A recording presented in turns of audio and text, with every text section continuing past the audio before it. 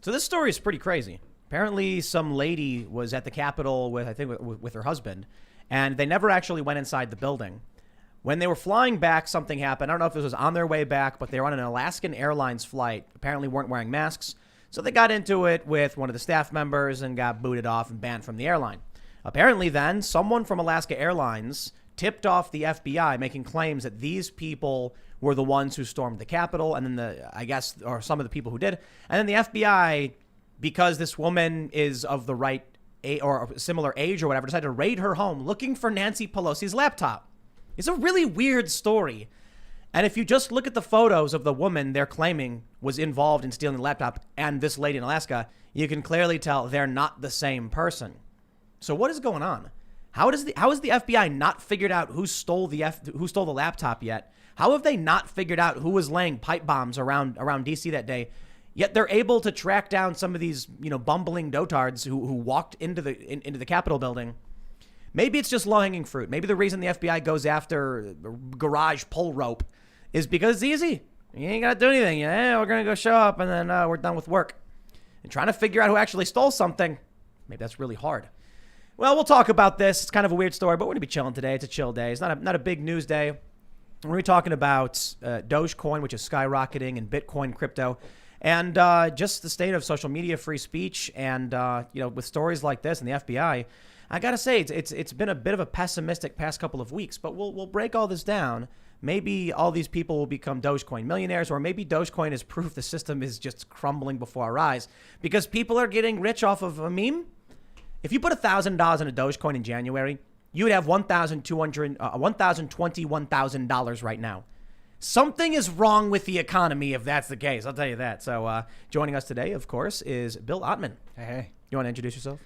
Hey, everyone. Great to be here. I'm Bill, co-founder of Minds, and Tim and I have been rocking along for a few years now, just working on changing the world, man. And you and Ian, of course. Yeah, Bill contacted me 2011 or something and saw some of my crazy YouTube videos. Was like, hey, help me start a new social network. You seem like a crazy guy. He had goggles on. Were like holographic goggles. Yeah, it lets you see like a fly. It lets you see like a fly sees. It has like 40. Each lens is like broken into 40 little lenses, so you see this fractal. And when you look at a light, you know why flies like the light, because you see 40 lights with one eye.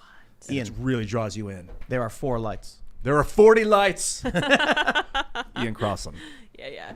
Then I'm in the corner. We're going to have a fun conversation tonight. Not as heavily news focused. It'll be great. I have an amazing announcement. My friends, if you go to timcast.com, become a member, click this big old members only button, and guess what? You can now sign up with Stripe. Yes. It's really, really easy. You go to the site. It says you can pay with Stripe. You just click Stripe. $10 a month. Boom. It pops right up. Super easy to do. Stripe is really amazing. Just way, way better. And then you can go to the members area. Get access to a ton of exclusive members-only segments. Become a member because in the event that we get shut down, YouTube censors us, restricts us, Facebook already has on my other channels, you'll be able to find our content at timcast.com. And when you become a member, I'll tell you what we're going to do with all that sweet, sweet $10 per month you give us, or more if you want to give more. We're going to invest in new shows and new content. We're going to invest in events. We're planning on doing probably weekly events at this point. We're going to start with a few monthly events, which means if you're someone who gives at least $25 a month, then you're going to get advance notice of when we put out tickets for events at the Cast Castle. You may have noticed we started the vlog recently. And so this precipitates the events we're going to be doing, which are going to be part of the vlog. So thank you for being members, helping us grow. And I'm trying really, really hard. I shouldn't say we're trying. We're working really hard on getting to the point where the shows have nothing to do with me, right? So obviously I've got my 2 other channels. We got this show. We got the Cast Castle now. We're working towards slowly getting to totally independent shows, new podcasts with new hosts and everything like that. And that's why we need your support. We want to build culture. That's the optimism right here, that, what we're doing is working. So we can be a bit pessimistic when it comes to these crazy stories about the economy, the dollar, inflation, the FBI, Black Lives Matter riots. But hey, we're doing something here, and you guys who are members are helping out. But don't forget to like, share, subscribe, hit the notification bell, share the show with your friends if you really like it. Seriously, click that share button, take that link, post it on Twitter or Facebook or wherever else. Let people know they can come hang out. Let's talk about this first really creepy story. It's a really, really creepy story because we have a bunch of different outlets that have reported this. Did agents raid the home of a wrong woman over a January 6th riot? Maybe. That's the creepiest thing about it, the maybe. This story from The Hour isn't the only outlet that said maybe they did. A bunch of other outlets did. I think even the AP was like, they might have.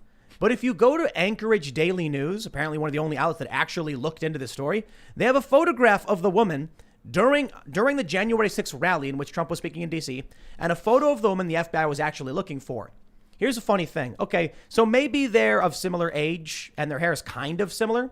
The woman whose home was raided as they were looking for Nancy Pelosi's laptop was wearing a gray scarf and I guess some kind of like low cut or V or open neck shirt.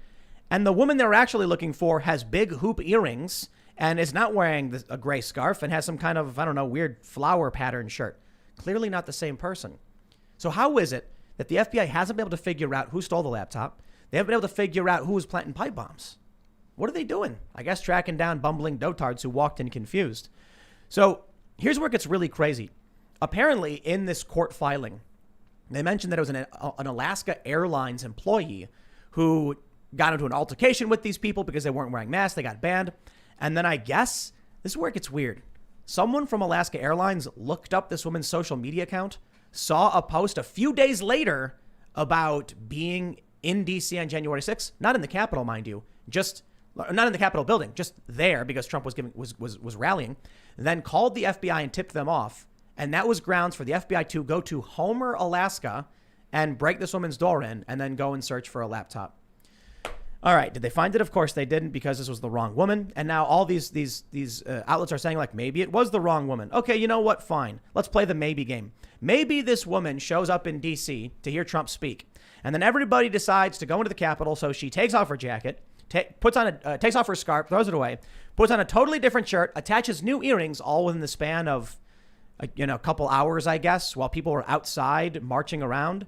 I just find the whole thing just ridiculous. And, I don't know, man. It makes me a bit pessimistic because it feels like the DOJ at this point has become completely politicized. And I'll tell you, this is going to sound totally unrelated, but it really freaked me out. We grilled today. We made burgers. They were delicious. They were local farm burgers. Apparently, the local farms were telling us that, or so we were told by local farmers, the FDA has put restrictions on their ability to sell beef until recently. And I'm like, I didn't hear that. How come that's not in the news? How come these stories aren't in the news? It really does feel like a whole bunch of weird and wacky stuff is happening, right? You've got something going on with this Arizona audit of the election. The FBI flying to some woman's home in Alaska, desperate to find a laptop. They can't figure out where it is. We've got weird stuff with the dollar. I don't know, man. It all seems unrelated, but it's all, to me, it's indicative of like a rot in the foundation of the system. Yeah, when you say weird things with the dollar, like it's terrifying, explosive inflation that's like devastating the economy, and that's not being talked about. So I'm not overly shocked that other weird stuff is going on too. It just feels like it's breaking apart, dude. Let's ring the alarms. The FBI can kick your door down if they think you're someone, even if you just kind of look like somebody. Was that where we're at? I'm not surprised that they could do this. They can get a warrant from a judge and then go do it. It's just, I'm just at this point where watching all this news every day. I mean, we were sitting here before we pulled up the story, and I'm just like, I don't even care. I don't even know what's going on anymore, dude. It's like I can tell you a million and one things, but I can tell you one thing is that Antifa goes and throws rocks through windows and bashes skulls. Whatever happened to that old man in Kenosha got his head bashed in by some Antifa? Nobody get arrested for that? Nothing happened? Oh, but some lady gets her door kicked in. It's the I see that. I see Chauvin. I see these cases. I see the juror lying, and I'm just like, who has confidence in the U.S. government at this point? Aspects of it. What were you going to say? I mean, how do you decide what to pay attention to? Do you feel like you're feeding, because we are engineering, consciousness by what we're covering, what we're talking about. And so, but you need to go towards the rot, but you kind of need to balance that out. So, I mean, I'm reading the general news, right? So when I look at news stories, I'm looking at like all of these different stories, and I'm ignoring a lot of things I think things I don't care about. So I don't know, stories about celebrity gossip and a lot of stories about like some Instagram model wore a bikini to the beach, and then it's like front page news and a bunch of outlets. Yeah, it gets clicks. I get it. When it comes to cultural issues, political issues. I'm trying to see what is going on and what matters most and what's having a big impact. But admittedly, I'm only able to look at what journalists are, for the most part, already doing. Now, we are going to be launching a newsroom soon, and we'll have a lot of we're going to start doing our own original reporting. But that's why I was saying, it's like, I brought up the beef thing. It's seemingly unrelated, but I think it's a really good example of people not realizing that I think we're being distracted by a lot of this stuff. And what I mean is, this FBI thing is scary. It's creepy. An Alaska Airlines employee sending in a tip to the FBI about a woman because of a mask altercation. That's just like really creepy, like, stuff. Like, what was she doing? Pulling up this woman's Instagram because she was mad at her or something like that? It's weird. And then the FBI goes and goes to her house and kicks the door and looking for Nancy Pelosi's laptop. This is like out of a bad action movie. So this is some of the biggest news that you hear the mainstream media talking about. What's going on with January 6th? Oh, they raided this woman's home, and it was like 1984 level snitch on your neighbor stuff, which is just very strange. But then I hear this. I hear this today when we're like, hey, let's grab burgers and we'll grill and have some burgers. They were delicious, by the way, local beef. And then apparently the farmers are like, oh yeah, we weren't allowed to actually sell any of this for a while. The FDA wouldn't let us. And I'm like, what? Yeah, it's like raw milk. I mean, just no, but it's something to do with the lockdowns. Sometimes it was the lockdowns. It was COVID. And so what I'm saying is, we do have these really creepy, weirdo stories in the mainstream media, and it's really frustrating, actually, when you hear, like, the juror in the Chauvin trial. Not only did he lie about the protest, he lied about his shirt. He's wearing the George Floyd shirt, and he's like, oh, I don't remember wearing that. And there's a video of him wearing it from a different time, from, like, months earlier or, like, months later or something like that. And so we see all this stuff, and that's, like, where the focus is when it comes to politics, but we're not paying attention to is regulatory stuff. What's going on? Have you noticed there's a huge shortage of a ton of different goods? First of all, lumber is already expensive. Steel's expensive. Food is skyrocketing, but it's not just that. Yeah, bacon's going up. We couldn't find it. You couldn't find bacon? Yeah, we went to Costco the other day and we couldn't find any bacon. And we're like, what's going on? Okay. We're in trouble. It's That's all when over. things get real, is when you can't find the stuff. Yeah. I'll tell you what I did. I ordered a bunch of bacon. I put it in our deep freezer. There you go. Smart. Yeah, because, when the apocalypse comes, what they say, in the land of a broken economy, the man with bacon is king. I could see a pig here, to be honest. A pig? I really could. I love a Great, they're pig. smart. They're like dogs, kind of. Yeah, Really nice. Ian will Smart. get way too attached. Dude, you'd be my best friend. Yeah, just pig? get a pig and don't kill it. Yeah. Okay, yeah, we'll just keep it around. It'll be good. No, it's weird stuff that people aren't paying attention to. I tried buying cat food. Couldn't do it. Well, why? It took like a month and a half, 2 months to get cat food. Wow. Yeah, so we ended up getting this cat food that Bucko doesn't like. Aw. This reminds me of if we were living on the Titanic, and this is the part of the movie where they're like, this is when everyone should be getting on lifeboats, but we don't have enough lifeboats, so don't freak everybody out because there'll be a mad dash and people will smash and kill you. So they're not telling us to get on the lifeboats. I've got huge news. Oh, what? Do you guys remember when Crowder sent me that gun? Yeah. Okay, so I'm gonna tell everybody the story of what happened with Crowder sending me this gun. Actually, yeah, let me. I'll get into the story, but let me just say a few things. I got too excited there, and I'll just say I got to lead into it better than that instead of just going like, "Oh, That was good though. Very exciting. I'm really excited." Okay, hold love on. it. Ian's right. So I got concerned about the riots in when we were in the Philly area, because this is the craziest thing about New Jersey. I've talked about it before. It's a duty to retreat, even from your own home. Like, seriously, if you are in your house in New Jersey, they say it's a partial castle doctrine state. And so I'm like, okay, what does that mean? It means if someone breaks into your home and you can escape, you have to leave your house. And I'm like, but go where? And it's only if it's completely safe. And so then you got to argue to a court why it was like it was a totally safe, or I'm sorry, it has to be like, in order to be totally safe, you have to leave. If there's some risk to you by doing it, then they could argue that you should have stayed in your home or whatever. But if you can safely leave your home, you have to. So I'm like, I don't want to be in this stuff. I remember going to the stores and seeing all the shortages and everything, and then thinking like, man, should we be preppers? Because it's funny, people like to make fun of the preppers, but the preppers don't care. I don't know if you guys have seen like prepper videos recently. Mm-mm. Yeah, they don't care what the media says about them. They're just like, whatever, I don't care. I've got a bunch of toilet paper while you guys are fighting over it. Yeah, they're living a great life growing food. I mean, why? And preparing. Growing food, living on farms. Yeah. And I don't know if they think the world's going to end tomorrow, but hey, man, the dollar is in pretty bad shape. But let me tell you now. Now that I've built the suspense up a little bit enough to talk about this Crowder thing, I got a big update on that gun that Crowder was supposed to send me. So this is like over a year ago. I think it was over a year ago. Yeah, it was. I went on Louder with Crowder, and I don't think I had a gun at this point. I was like doing the paperwork to get one, and so Steven was like, "Tim, buddy, we're getting you a gun." And he's like, "We're going to send you the SIG M400. You know, it's the Cadillac of guns." And I'm like, "Awesome, dude. Thank you so much." And then everybody wanted to know what happened to it. And just no one ever heard about it. I've never talked about it. I've never showed it. There's no Instagram photos. Just never happened. Well, here's what happened. There apparently was only one gun shop in New Jersey that could do the modifications to make it New Jersey legal, because New Jersey is a horrible state for firearms.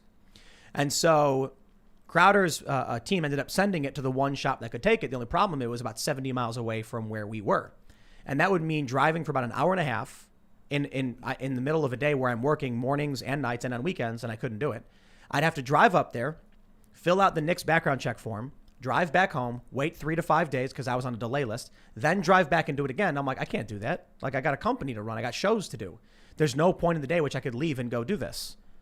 So I told Crowder, I was like, look, it got sent to a shop that's too far away from me. I can't go get it. Well, I got a phone call today. And this shop calls me and they're like, it's been, we're cleaning out the storage room. It's been about a year. And we found this gun, and it's for you. That I got a voicemail. I didn't listen to it until afterwards, but I get the missed call, and I call, and they're like, yeah, we're cleaning up the shop, and we realized we had this gun sitting here for almost a year. Do you still want it? And I was like, wow, I do want it. Can you send it to my FFL? And they were like, sure thing. So I'm finally getting it. Oh, nice. Yeah. So I checked the voicemail, and it was like this woman, and she was like, if it's been sitting here for a year, and we're supposed to charge you $5 a day for how long it's been sitting here, but whatever, if you don't want it, then we're going to start charging you now, but call us back. And I was like, sure. And I called him back. And the problem was, when we were in New Jersey, they had to do a bunch of modifications to it. And I was like, I can't pick this up. And then, I guess they theoretically could have modified it or then shipped it out or whatever, but it just fell off. So it's gonna be coming out. Surprised they didn't say we can't ship it for some stupid reason. No, they were totally cool. Yeah. Yeah, shout out. They were really cool, and they were like, no, we got you, man. Don't worry about it. And so I guess the issue was, when we were there, it needed to be modified for New Jersey, which was going to cost money. And then, but now we're not. Now we're essentially between like Maryland and West Virginia, and so it's. What was the modification? Oh, dude, New Jersey's got like crazy rules about what you can or can't have on a gun. It's just so arbitrary. It's like so minimal. They have to make it so that when you pull the trigger, a flag comes out with it's red and says "bang" on it. Oh, otherwise it's not okay, legal. Yeah, that's New it's Jersey. the only legal way to get a gun. That makes more sense So- in New Jersey. Yeah, it does, yeah. So we're getting it, and anyway, I got all excited because Unmodified? Fully unmodified? fully unmodified. Nice. It's gonna be like as the SIG M400 comes. Looking forward to seeing this thing. I've never even seen a picture of it. Yeah, supposedly it's a cool gun. Looks like a gun, I think. It was supposed to be my first, I guess, and now it's gonna be like my 30th. So I want to circle back, as Jen Psaki would say, to this metaphor earlier I was talking about us looking for lifeboats, like how the government's kind of distracting us, or how we're being distracted by the media when it's time to get in the lifeboats. yes, we're being distracted, but I want to clarify my point. I'm not necessarily saying it was intentionally misleading us. Yeah, maybe I think everybody is hyper focused on the same thing, and we're all staring off to our left, and meanwhile on the right, like there's a volcano erupting. I have so many things to say about it. I want to read this Nietzsche quote. This is when Nietzsche was talking about the abyss. He said, "Beware that when fighting monsters, you yourself do not become a monster. For when you gaze long into the abyss gazes also into you." Yes. And that's a big part of, the weight of being a journalist and doing things like what we're doing is we cover dirty, nasty, painful things to hear about and to think about. And it can make you angry. It can make you edgy and lose focus on how to fix situations, when you're surrounded by problems all the time. Yeah. So, Sorry, go ahead. No, Finish your thought. continue. Okay, I was just going to say that Michael Tracy just tweeted something about an article about journalists who are freaking out and breaking down constantly and crying. And I was like, that's because they steeped themselves in the anti-Trump bubble and they were just stewing in it, all this TDS all the time, and it like broke their brains. And there's a journalist who commented, her name's like Katie or something, and she's like, my brain broke during the Trump election. I was like, dude, whose fault is that? Like, no one is making you dive into this stuff and just swim around in this cesspool of horrible thoughts about Donald Trump all the time, you know? Yeah. So you're right about that. Can you imagine the nightmares these people were having? Ugh. Dude. I'd pay to see one of their nightmares. Well, soon you'll be able to if this neural net thing That's is right. Yeah, real. yeah. There's a neural net thing that can like decode brain images, like what you're seeing, and then it transcodes it to like a visual, approximation. I'm just imagining, these people all day, every day, just they were talking about after Trump got banned, they were celebrating. And a bunch of people, like conservatives, were like, that's crazy. They would celebrate the censorship of a sitting president. You got to understand, these people were talking about how they would wake up in the morning and then their phone would they would have a shortcut to pull up Donald Trump's Twitter to read what he was saying all day, every day. It's all they ever did because their companies wanted them to do it. They're like, we got to write about what Trump is doing because Trump makes us money. I used to imagine these people having we talked about this the other day, Brian Stelter having a nightmare where he's like in an old rickety house. And then he's like, it's like there's like lightning strikes and then there's Trump. You can see him flashing. And then he's like, ah! And then when he runs out the back door, it actually just transports him back into the front door. And he's trapped in this house and there's Trump in the shadows. These people were trapped in a Trump vortex. They became the demon ultimately. When Yeah. when a problem, when all you focus on is the problem, it's you can't live without it anymore. Like that becomes part of your identity. It seems like that's what's happened and possibly is happening to people right now. Right. So I think it's both the it's causing and a cause of the crisis, the culture war. So the more the crisis escalates in terms of the FBI raiding someone's home or Antifa setting buildings on fire, the more you will get, say, MSNBC lying about riots, and then in turn, conservatives saying the media is lying, they're fake news. And so it's just a spiral that's spinning faster and faster and faster with everyone trapped inside. Do you think the censorship of Trump is working to actually have people talk about it less? Yeah. Talk about Trump less? Talk about Trump less. I think Trump- it is kind of working. And I think Trump chose to kind of back off for a couple months. That's the scary thing about censorship is it does work. It can work in an isolated system. So within the mainstream media network, the big tech social media network, I mean, yeah, you can stamp it out of those, but then, it still has a life outside of there, but it can be hidden. I don't think censorship works. It's not true. Donald Trump just wasn't doing anything for a few months. He was just playing golf. Then he started sending out emails again, and then all of a sudden they kept talking about it again. And even when Trump wasn't saying things, they were still talking about Trump nonstop. They were impeaching the guy. They are the ones who don't want him to let him go. Now Trump launched from the desk of Donald Trump, and then people have created social media accounts that are just reposting what Trump is posting on his own site, and Twitter's banning them all. Yeah. Probably because we're in a less isolated environment now with the internet. Because the Romans, when they conquered the Gauls, this guy Vercingetorix, they just basically stamped out all record of those people. They censored it away, and Tartaria and all this ancient Asian cultures that are just, we don't even know what they are because they were erased. Let's clarify something real quick. When people say that censorship works, and you look at how it affects modern political discourse, it works in the sense that you hide certain things, but it doesn't make them go away. So has the tensions between the culture war, has it stopped? No, it's gotten substantially worse. But they banned all of these right-wing individuals and these conservatives and these Trump supporters. Yeah, well, they still exist and they still believe things. What happened was these journalists are sitting on Twitter, rocking back and forth, like scratching their head until they're bleeding. And then finally Twitter says, we banned those people. And they go, they're gone. They're finally gone. And they're just literally still sitting there. It's just all Twitter did was pull down the blinds. Right. They're literally still there. No, you can feel the cultural tension building up because of all this stuff. So it's the pressure cooker is... Pressure cooker's on max. Yeah. That's me worried, man. That's why when you were talking about lifeboats, I thought about the gun and Crowder. Yeah. The key is, I think, when you look at this Nietzsche quote and you really let it seep into you, if you stare at the problem all day, you will become part of the problem. You have to not... I mean, it's good to know what the problem is, but you got to find a solution. I don't think it means you will become. It says be careful that you don't. Right. Some great It people might. can probably stare into it their entire life and not become the demon. But I think there's a tendency to. So.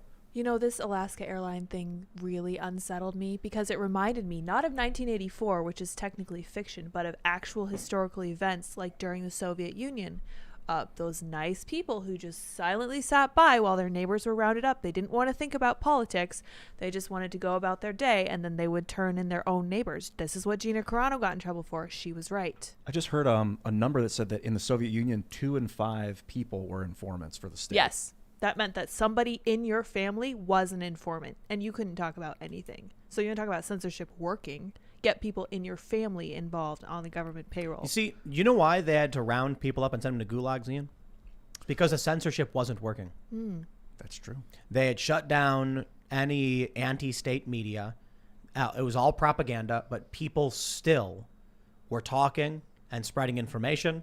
And then these informants would go to the state and be like, did you hear? They were just saying these things. All right, well, censoring them isn't working.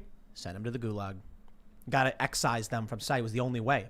Because when you cut out a man's tongue, you're not proving him wrong. You're only proving you are scared of what he might say. That's a game of. I'm pretty sure it's a Game of Thrones quote. So. Yeah. What's the character? Tyrion. Yeah. I thought you were saying today in your video about ContraPoints was really interesting. How sort of the left is calling out the free speech warriors, and the right is calling out the social justice warriors. But realistically, I think that those two things do exist, and they're sort of both hypocritical on both sides. But then there are elements of the right and left and center who are more nuanced, and I think that that's where we all hope that we sit. But it's like I think that both sides are right to a certain degree. Sure. But you look at the New York Times data. They recently did this thing where they said 38% of Democrats are in a bubble, surrounded only by Democrats, no exposure to conservatives. But it's something like 19% of Republicans are in a bubble with no exposure to Democrats. So that means that there are conservatives who overlap. Conservatives are less likely to be in a bubble and not understand Democrats. It makes sense because the old saying is that conservatives think liberals are misguided, but liberals think conservatives are evil. To your point, here's what we see. There is a rule in the culture war when you look at the left, that when a conservative gets censored, they laugh, they gloat, and they celebrate. Then you will see the rule on the right, that people will immediately defend the conservatives who get censored. When the leftists get censored, it is a rule that they will scream, it is unfair, it's censorship, and the conservatives are claiming they're the ones getting banned. And it is still a rule that conservatives will defend the left when they get censored. So when the left gets censored, the right and the left scream censorship is wrong. When the right gets censored, the left laughs and mocks the right, and the right says this is wrong. You don't think there are elements of the right that laugh when people on the left get banned because they think it's like karma? That's different. Yeah. So it's one thing when the left says, dude, Facebook's a private business. If they want to ban you, they're allowed to. And then a conservative goes, you got banned. I thought you said it was a private business. Serves you right. There's a difference. But there are people on the right. That's why I said it's the exception on the left are those who would defend a conservative when they're censored. And the exception on the right is those who would mock the left when they get censored. Absolutely. Yeah, I think that's a good ratio. And then there's the disaffected liberals and moderates who are pretty principled straight through. I mean, the reality is that it's hard to defend free speech in an absolute sense. It's because you're put into a position where you're defending horrible ideas. It's like this burden that you have to carry around. I constantly feel that, but you have to just keep walking because we don't have anything other than our principles. But then, I'm not even going to claim to be perfect because there are exceptions, which is the harsh reality. Legality. There's legality, and then there's free speech in the pure philosophical sense. There's law and there's philosophy. It's interesting in that we didn't necessarily have to deal with a lot of the creepy stuff on the internet when it came to public discourse. Like, people would go out in the street and they'd show pictures of like dead fetuses and stuff. But for the most part, you don't have people walking around with, holding up big signs with like pornography and stuff on it. Now on social media, people can just spam a button and flood a network with garbage and crap. And that makes it really difficult for regular people to engage in a platform and have this kind of speech when they're drowned out. I suppose in reality, though, the issue might actually just be anonymity and or a lack of proximity.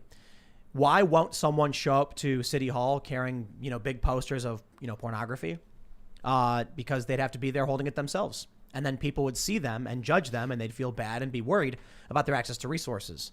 When it comes to social media, they use an anime avatar or, a cat person or something, and then they can post whatever they want. No one knows who they are. Right, but the paradox is that when you're anonymous, you feel the true freedom to express what you want to say. That's exactly what I'm saying. Yeah. So people post weirdo pictures and creepy nonsense and garbage, and they flood the zone with trash. But so it's simultaneously the problem, but it's also what gives us free speech. Because when you have anonymity, it causes people to go crazy and spam with crazy, insane stuff. But it also is a very important fundamental human right, arguably. If you have a totalitarian government and you need to, organize a response to it, and if you do it, if they know who you are, you're dead. Yeah. But if you have anonymity, you can do it functionally. Yeah, like when Antifa went out and set fire to vehicles and threw bricks through windows, and the cops couldn't do anything about it because they were all wearing masks. Exactly. It's true. But I was thinking more about the Arab Spring, but yes, for good or ill, you can organize safely with anonymity. I'm into... history is written by the victors, man. In these countries where they have these revolutions, when the revolution wins, the revolutionaries are the good guys. If they lose, they were insurgent terrorists and they were suppressed. Except for Castro.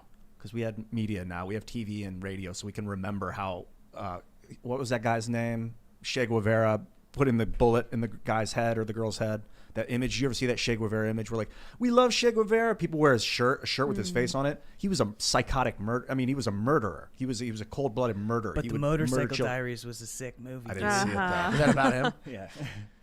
It's actually a good movie. So there are... The history is written by the victors, but maybe the victors were the ones that built the internet. Yeah, but listen, we have history of Che being a bad person because we aren't socialists, because our government was anti-socialist. So we made sure that kind of stuff existed. But history is written by the victors, man. If the activists win, it was funny. What did Jack Posobiec tweeted? Today will be called what did he call it? The Age of Dumb? Yeah, the Age of Dumb. Yeah. And I said, yeah, but if the left wins, it'll be called the Age of New Enlightenment. Mm-hmm. It'll be the Great Awakening, the Great Awokening, when people finally realized what was truly happening. That's what it'll be. But where are the history books? What are going to be the history CNN. books? I know, but in 1,000 years, what are people actually going to reference? What do you mean? Wikipedia? That or something more immutable, potentially. Like a blockchain or databases that can't be tampered with? Right. Or if you see them tampered with, they were tampered with? Exactly. I disagree. I mean, there will be both. We're going to exist in both worlds. There's going to be encyclopedias that are immutable, and then there's going to be ones that are controlled by centralized authorities. Yeah, but the centralized authorities for now control the dominant narrative. It's interesting, though. I like that phrase. If the situation was hopeless, the propaganda wouldn't be necessary. And I mean, among my 3 channels, we get, I think 50 to 60 million views per month. It's down a bit because I used to do 3 more segments every day. I cut those out and I cut off weekends, but we're still hitting around 50 million. And so it's not the same as, CNN on YouTube gets 200 million. But I think that's pretty good relative to YouTube. The net videos over the course of your life, because you'll live longer, because you're resting a little bit more. You'll still put out the same amount of content. No, the idea is to build something and expand and get other people, empower other people to start doing similar things like this. And so I think there's some optimism there that a show like this can exist. The problem is they've been going after Steven Crowder like crazy, and it's not for legitimate things. So, Crowder is one of the biggest, I guess we can call it counterculture shows. He is a conservative personality, very funny with millions of fans and subscribers. And he challenges the establishment. And he questions the official narratives. And so what do they go after him for? Out of context, edgy jokes, or just edgy jokes in general, or they just make things up. Like when he was quoting CDC data, they said, "Oh, that's misinformation," so they take his videos down. And then they boot him from the partner program. So they're trying really hard to. It's a culture war, man. How much does it cost to launch a network channel? Do you think? What do you mean, in terms of getting a channel on, TV? I don't know. Let me think. I don't think it's that much. Maybe 20 to 50 million. Something for the alternative media to consider. But why do you want to be on TV? I don't know. because maybe it's not even that much, to be honest. Yeah, I would be. That's why I'm asking. It might not be worth it, but I think at this point it's probably dirt, because what's the point? Yeah, but the point is that I think there are millions of people who are still in that world. That like the newer generation is not in that world, but I don't know what the numbers are. I think a lot of people are watching digitally. TV ratings are in the gutter, and we are going to see in the next 5 to 10 years a major switch to digital. Who controls like getting a channel? You negotiate with the provider. So like you would go to Comcast and then say, we want our channel to be on your list, right. And then you'd work out a deal. And typically how it works is like they give you a few cents per household or whatever. So it's a lot of money for some of these channels. But then you got to produce content. And so a lot of what we're seeing now is amazing.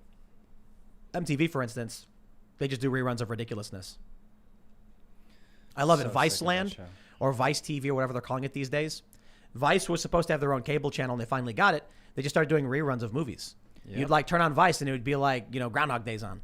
Yeah, that's a good example of it not being worth it to get a channel, because Vice did it and it's not particularly effective. And no one's going to watch it. No one's going to watch it 2 a.m. or 4 a.m. So like, what's the point of all that dead space? Well, yeah, TV doesn't work so much anymore. You can't just pull up, go through the channels on your phone.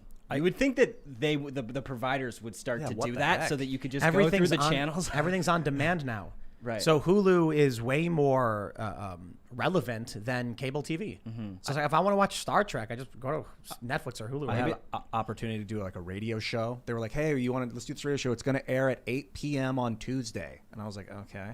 So it ran once at 8 p.m. on Tuesday, and it was never. You can't get it. And it felt so like I was robbed. Like I spent all this time recording this thing that is not now persistent on the internet, like as a YouTube video that someone can click on. The value of it being there all the time transcends magnitudes more value than waiting until 9 p.m. to see a show. I wonder if this is all the great filter. You know the great filter? Fermi's paradox? Vaguely. You're familiar with?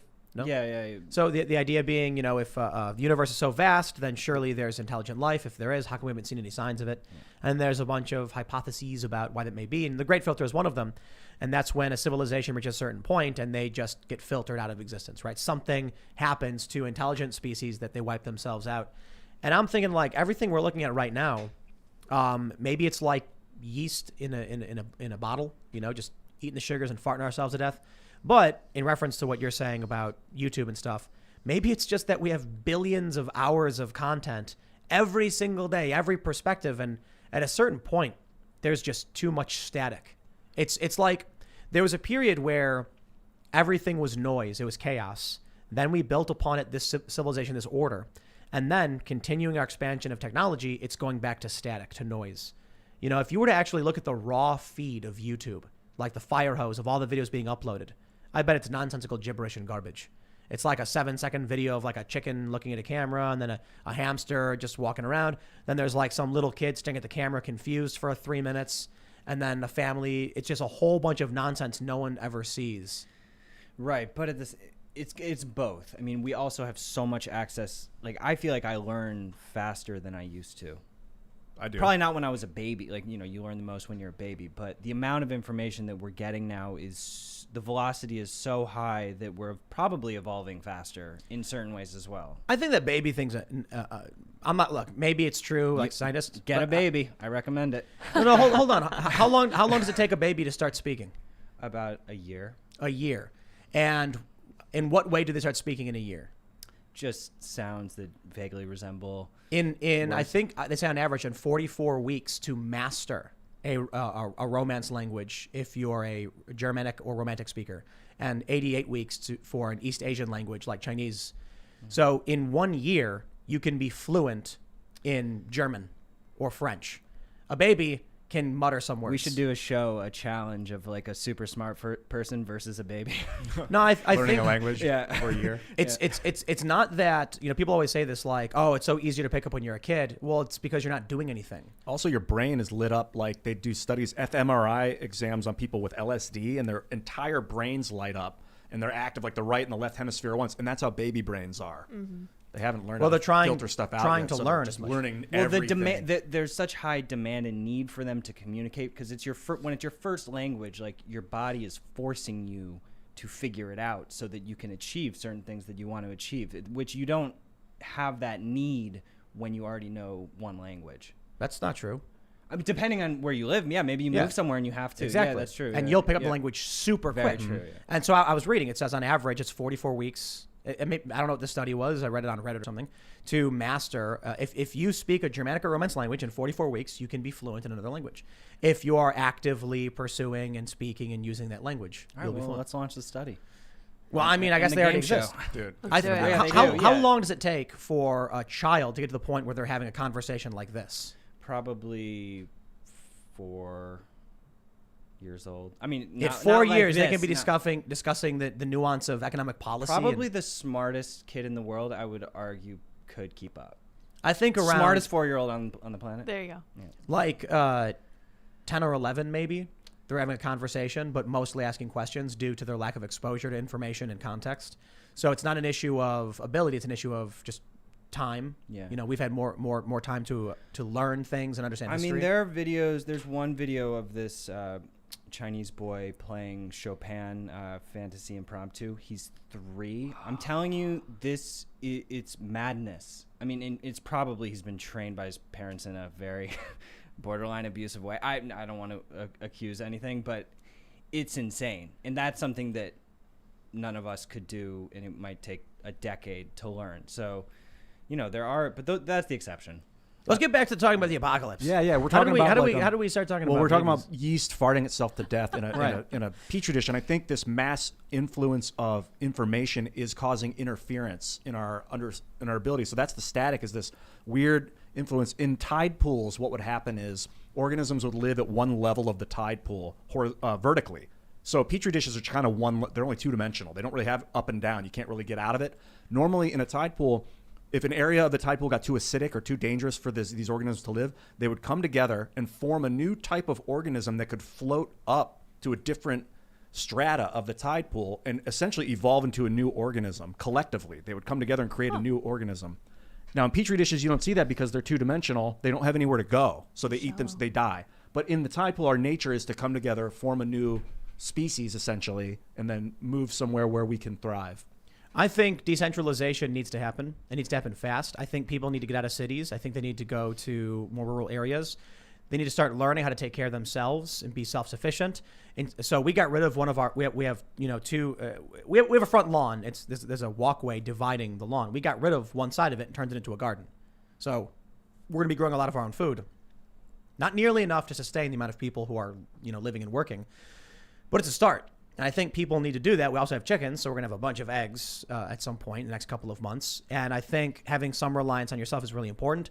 And getting off the grid. I don't mean getting off the grid in the sense of like disappearing from society. I mean having well water with a filtration system and having some kind of, at-home renewable of solar or wind or whatever you can get. And still being attached to the grid, just having the capability to survive on your own in the event things start falling apart. Yeah, the electric grid especially. Right. Because right now, if one part of the electric grid goes down, they shut the entire grid down to repair it and take everyone's power out. It's not sustainable. Or there's a storm and it could knock out your power, and what are you going to do? So I'm thinking about what we're seeing with the market. There's desperate attempts to assuage the fears of an impending market collapse and hyperinflation. And I think it's coming. I think we're starting to see a lot of the same signs. Far be it from me to tell anybody what they should do with their money, but I've been talking to a lot of my friends who are, some of them who are day traders and work in investment firms, and they bring up, every time we see a major collapse, you start seeing similar signs of the media saying, "Oh no, everything's fine. There's no collapse. Just keep doing your thing." And it's like, when they start saying this stuff, everything's okay. Go back to work. To mind your own business. It happens every time, and then there's a major collapse or some kind of crash. There was a case I was talking about Christopher Mellon, who was just on Rogan like a couple days ago, and he told this story because this guy worked in intelligence agencies. They told him that there was a pending nuclear attack on New York and D.C., and so he had his whole When? I don't remember what year he said, but he was told from the inside that this is likely to be happening, and so he like told his family and friends. But like he said, he was walking around sort of in a blur because he, you know, it was surreal. He felt like he should warn people, but it would cause more chaos. That's why but that did happen. That's confirmed from the inside. They knew nuclear was a tangible threat, and they decided not to tell anyone because they figured But when they was didn't this? they didn't Was this a have year ago, 5 years ago, 10 years ago. You gotta, if maybe Lydia can help look up the date, but Like during the Cold War? I think he might have even broken the news like 2 days ago, so I'm not sure, but you know, they didn't have full confirmation that the attack was coming, so they decided that it wasn't worth it because their level of intelligence wasn't guaranteed, and then luckily it ended up not happening. That's why I think, you know, the preppers are laughing at us. Because they're like, you got these arrogant city folk who mock preppers. And it's just like, first of all, why do I care what you think about me? Second of all, when the water shuts off or the power goes out, like when Hurricane Sandy hit and the power went out in New York, none of these prepper people care when there's a hurricane. They're like, and they got everything they could. They're good. They go underground. Oh, the joke's on the people mocking. It's ridiculous. Yeah, they're not prepared. I mean, they're not whether paying like attention. preppers, truthers, like I remember when truther became a word that was like a pejorative. I mean, that's out of a fiction novel. Truther. I mean, granted, okay, there are some like crazy truthers about certain topics, but like the fact that the phrase truther is used as a pejorative is insane when you just look at it from the outside. I'll tell you what's insane. There was that quote from Joe Biden recently where he's like, who needs 100 rounds? What do you think the deer's wearing? Kevlar? It's like, your life has been so cushy and soft. Yep. You've been such a spoiled, pampered brat because you do not know hardship that you're like, why would anyone ever need to defend their lives? Well, I guess you can ask the people in inner city Chicago why they keep buying illegal guns and bringing them in and buying them, because there's a lot of gun violence and they're worried. Some people are bad people and want to commit crimes, and some people are worried about being the victims of crime. But that statement from Joe Biden just shows that's the mentality. They've never had hardship. Imagine spending your whole life. You know, I'll put it this way. I know a lot of people who never had jobs. It's crazy. 26, 27 years old, never had a job. Wow. Why? They went to school. They went to high school. They went to college, went to a master's program. Get out, 24 to 26, never had a job ever. So they have no idea how anything works. They have no idea how to get money. And they're just, adults at 26 who don't know how to survive on their own. Now, that is obvious. You can see that. You can be like, obviously, if you've never worked and never, generated income, you're going to be a 26-year-old with all of life's responsibilities out of school and having no idea what to do. Sure, they can teach you how to play the trombone in college, or they can teach you how to set up a nuclear reactor, but they don't tell you how to get a job or make money or set up a banking account or pay your taxes. And now you think about that and think about conflict and crisis. Not a person in this country, save cops, veterans, and not even every veteran. A lot of them are administrative. A lot of cops are administrative. There's a relatively small fraction of people in this country who have actually experienced any kind of real conflict. So most people in this country are voting based on the idea that everything is and always will be fine because it is normal to not have to worry about any of these things. It's normal. Yeah, and that's why decentralization is something you're sort of forced to learn, whether it's digital decentralization or physical, with farms and stuff. Like, you have to get banned in order, or you have to know people who are getting banned in order to understand that you need to secure yourself and your communication systems. That's why it's funny when I was talking about ContraPoints earlier on one of my channels. ContraPoints is a leftist who, if you look at her Twitter accounts, I search for free speech, there's just mockery of the free speech warriors. Now, all of a sudden, after one of her videos is age restricted, it's, we must stand up for free speech and the left must reclaim free speech. And it's like, my response is always, thank you, welcome to the fight. Please, your advocacy for free speech is greatly welcomed. But if only you stopped treating this like a joke in a game. And that's the point.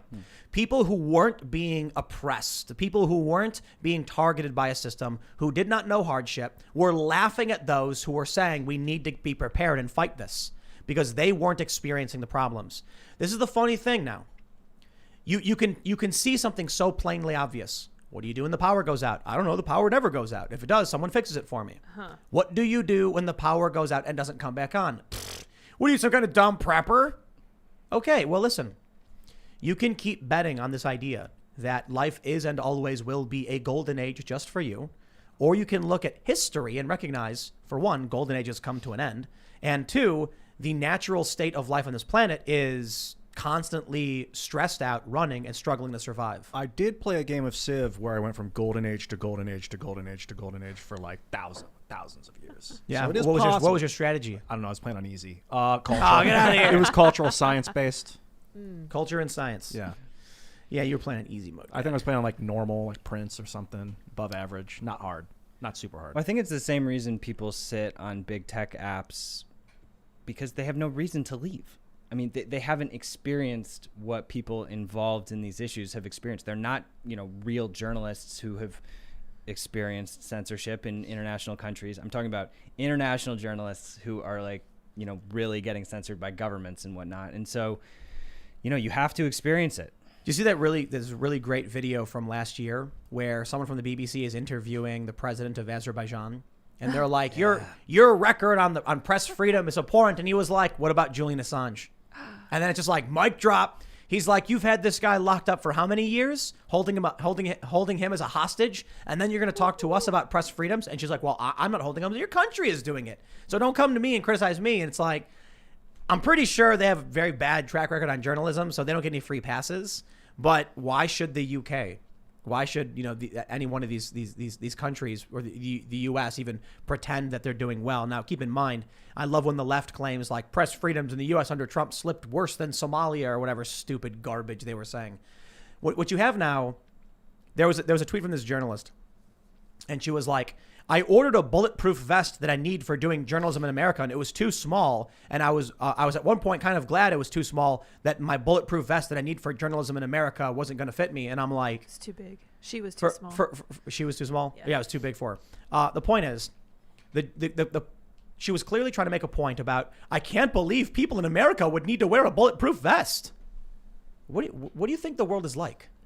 This is like someone living in a Chuck E. Cheese's in the bouncy castle, being like, "Why would anyone need a helmet? I get we're in a bouncy castle. You want to protect your kids, dude. Outside is concrete. Like you want to protect the minds of children. Like you don't want to show them soldiers getting blown apart and bleeding out and stuff when they're one, so that it warps their perception. But you also don't want to coddle them and not show them any of the terror of reality. In my opinion, I don't have kids. You have kids. You can probably talk better about this than I can.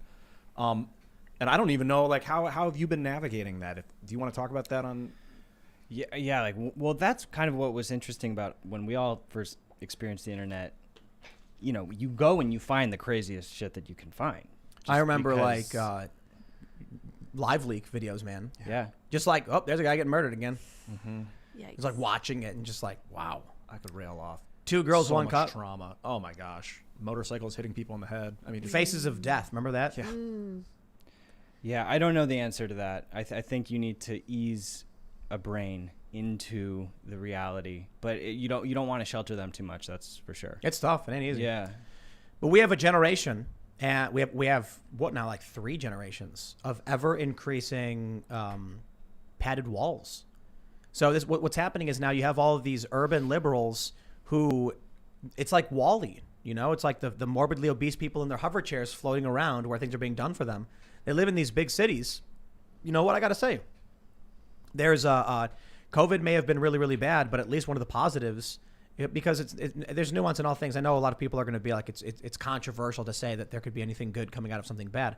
No, it's that these people in cities are going to stop wasting, stop mass consumption, and start realizing that life takes hard work and responsibility, and you can't just sit back and let someone else do it. Because you know what happens when you do? Cuomo goes and kills 15,000 people. Or your guard comes and murder, like they say, like when people have bunkers and it's the end of the world and you're relying on your hired security, the hired security is going to come kill you and take the bunker for themselves. That's like part of the story. What's the joke from somebody super chatted us? They said, on behalf of all gun owners, I'd like to thank the gun control advocates for stockpiling our goods for us for the apocalypse. Yeah, what do you think is going to happen when there's a collapse? I think it's funny too. There was a post I saw on Facebook, and someone mentioned something about, I think they were talking about like Dogecoin. and they're like the skyrocketing Dogecoin. You got to buy this currency or buy that currency because the dollar is in serious trouble. And then someone laughed saying like, you guys keep talking about some kind of like disaster collapse or civil war. And they're like, where is it? When's it going to happen? And the funniest thing about these comments that I keep hearing from people are like, where's the Civil War at, bro? I'm like, aren't you the people obsessed with the storming of the Capitol on the 6th? Like, clearly we're in the middle of something. The dollar's the dollar isn't hyperinflating, but it's inflating. And the cost of goods is going way up. Now the gold lumber ratio is coming together. I don't know necessarily it's a good thing or a bad thing, but we're seeing a dramatic shift in the economy in general. And it's you know what the craziest thing is? We've been trying to expand out here. We've been trying to find companies so we can fix the barn outside where we're going to be doing events. We can't get anybody to do it. We can't find anybody. Lumber is too expensive. Steel is too expensive. We're struggling to get things done, and it's really, really annoying for me. But there's a shortage. We tried ordering new equipment so we can improve the people have been saying like the sound has issues on the show. We're like, we got to get the new equipment. Right. We can't get it in. Something is happening. And there is a shortage of goods and computer chips and merchandise and all of the stuff is going down. And then you have these dumb people on the internet hyper focused on whatever CNN tells them, totally ignoring whatever's happening around them. Man, I can't imagine what it's going to be like for these people when the rug gets pulled out from underneath them. That is alarming. I mean, because as you know, you have resources to make these things happen. And so the fact that someone in your position cannot build out a barn to become I've more called like 5 companies and they're like, oh man, it's steel. It's hard to get. It's really expensive right now. And I'm like, can you send people out? Like, what do we got to do? And so even with like getting the website done, it's like, it's difficult to get things to move right now. Even with like digital, with like software and stuff, it's just been very difficult across the board. And I remember like so one of the issues we have, the studio that we're in is the highest point of the building. And so it gets really hot. So we were supposed to get some kind of like wall-mounted AC unit that's ultra quiet to help circulate the air and keep it cool. Company just never shows up. Company doesn't show up. They come out here like, oh, we're gonna get back to you. They don't show up. We had more work being done. Company comes out one day, just gone the next. Just don't show up. And I'm like, what's happening? Like seriously, how? I'm genuinely feels like confused by quiet this. before the storm type situation. It really does. What are people doing to where the businesses aren't functioning properly? So I ordered a new machine for this studio a month and a half ago. When did I say, hey guys, good news. In a week, we're going to be getting a new machine. Forever ago. Yeah, something like that. I don't remember. There's a chip shortage. Yeah. And so they keep saying, we're really sorry about this. Any day now, trust us. Mm-hmm. And then we'll get it shipped out immediately and just nothing. Well, I was talking to a guy who owns a Ford dealership in Norwalk, and he was saying that they just cannot get cars. I mean, unbelievable. It's like you're trying to buy, the market is there, trying to buy something, and the supply is not in existence. This is showing our softness and our like padded walls because it's not normal to have access to all that stuff like that. For the us, golden age. Well, but right. That's my point. We're My point is of a golden age. No. My point is we know it. We're talking about it. Yeah. I've been watching this stuff in real time. So we are moderately prepared for some kind of serious downturn. And I think it's funny that even after a year of a lockdown, you still have naysayers who are like, what are you, some kind of prepper? It's like, bro, do you remember going to the store for toilet paper last year? Do you have amnesia? What's going on, bro? Are you looking at the price of cryptocurrencies? Dude, these things aren't just going up in value because people finally realized that they're a technology worth using. It's because people are scared of the US dollar right now. Dude, if you were on a beach and you saw a tsunami coming that was thousands of feet high, how would you react? And I think that's what people are doing in society right now. And you'd have people walking out into the water, like their brains would break. Their minds. Actually, being out in the ocean is a safe place to be. You'd take your surfboard and dive it and ride it home. Well, you want to be hit by a tsunami, but when there's boats that are a few miles out when the tsunami comes, they stay. It goes under them or it goes past them. When you're faced with the impending destruction of everything, how would you react? And I think these people are kind of seeing it's such a big problem that their minds can't calculate it, and so they just ridicule. There's an interesting question. I can't remember where it was posed, but they said if you were sitting in a city and you saw like an ICBM coming right down, about to hit the downtown area from wherever you were, which direction would you run?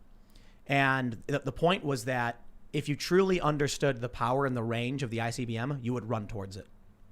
You know why? Because you'd be getting away from the blast radius? No, running towards the explosion. Oh, I thought you meant the missile. Yeah, if you saw a missile heading towards your city, depending on how close you were to city center, you would probably want to run towards it. You know why? To get vaporized? To get vaporized. Yeah. Otherwise, you could just sit there and get radiation burns and slowly melt and suffer for several hours. By debris, yeah. So I remember, I think the New York Times did this, where they talked about the blast radius of your standard ICBMs, and they like talked about the different kinds of missiles. And there's the initial blast radius, which vaporizes everything. Then there's the melt radius, where like you would slowly just watch yourself melt in extreme suffering for like an hour. And then outside of that is the radiation poisoning, where you get to live for a little while as your DNA fractures and cracks, and then you just suffer for a long time. So I just bring that up to your reference about a tsunami.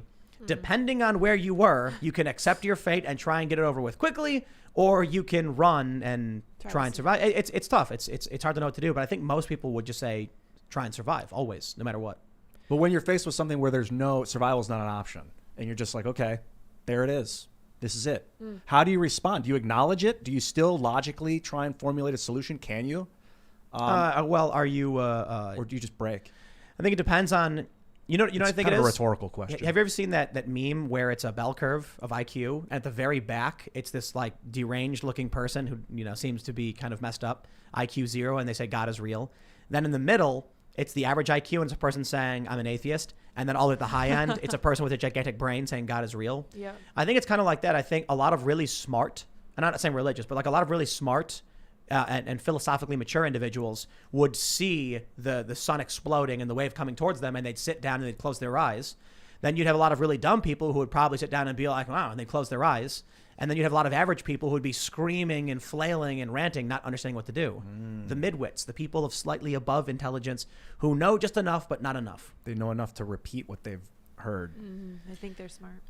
Yeah. And it's crazy that like not even countries are sort of immune to all of this, and so I think it'll be really interesting to see which countries adopt crypto and Bitcoin, because the ones that do are going to lead the future. That's just a fact. It's a more resilient infrastructure. It's better tech.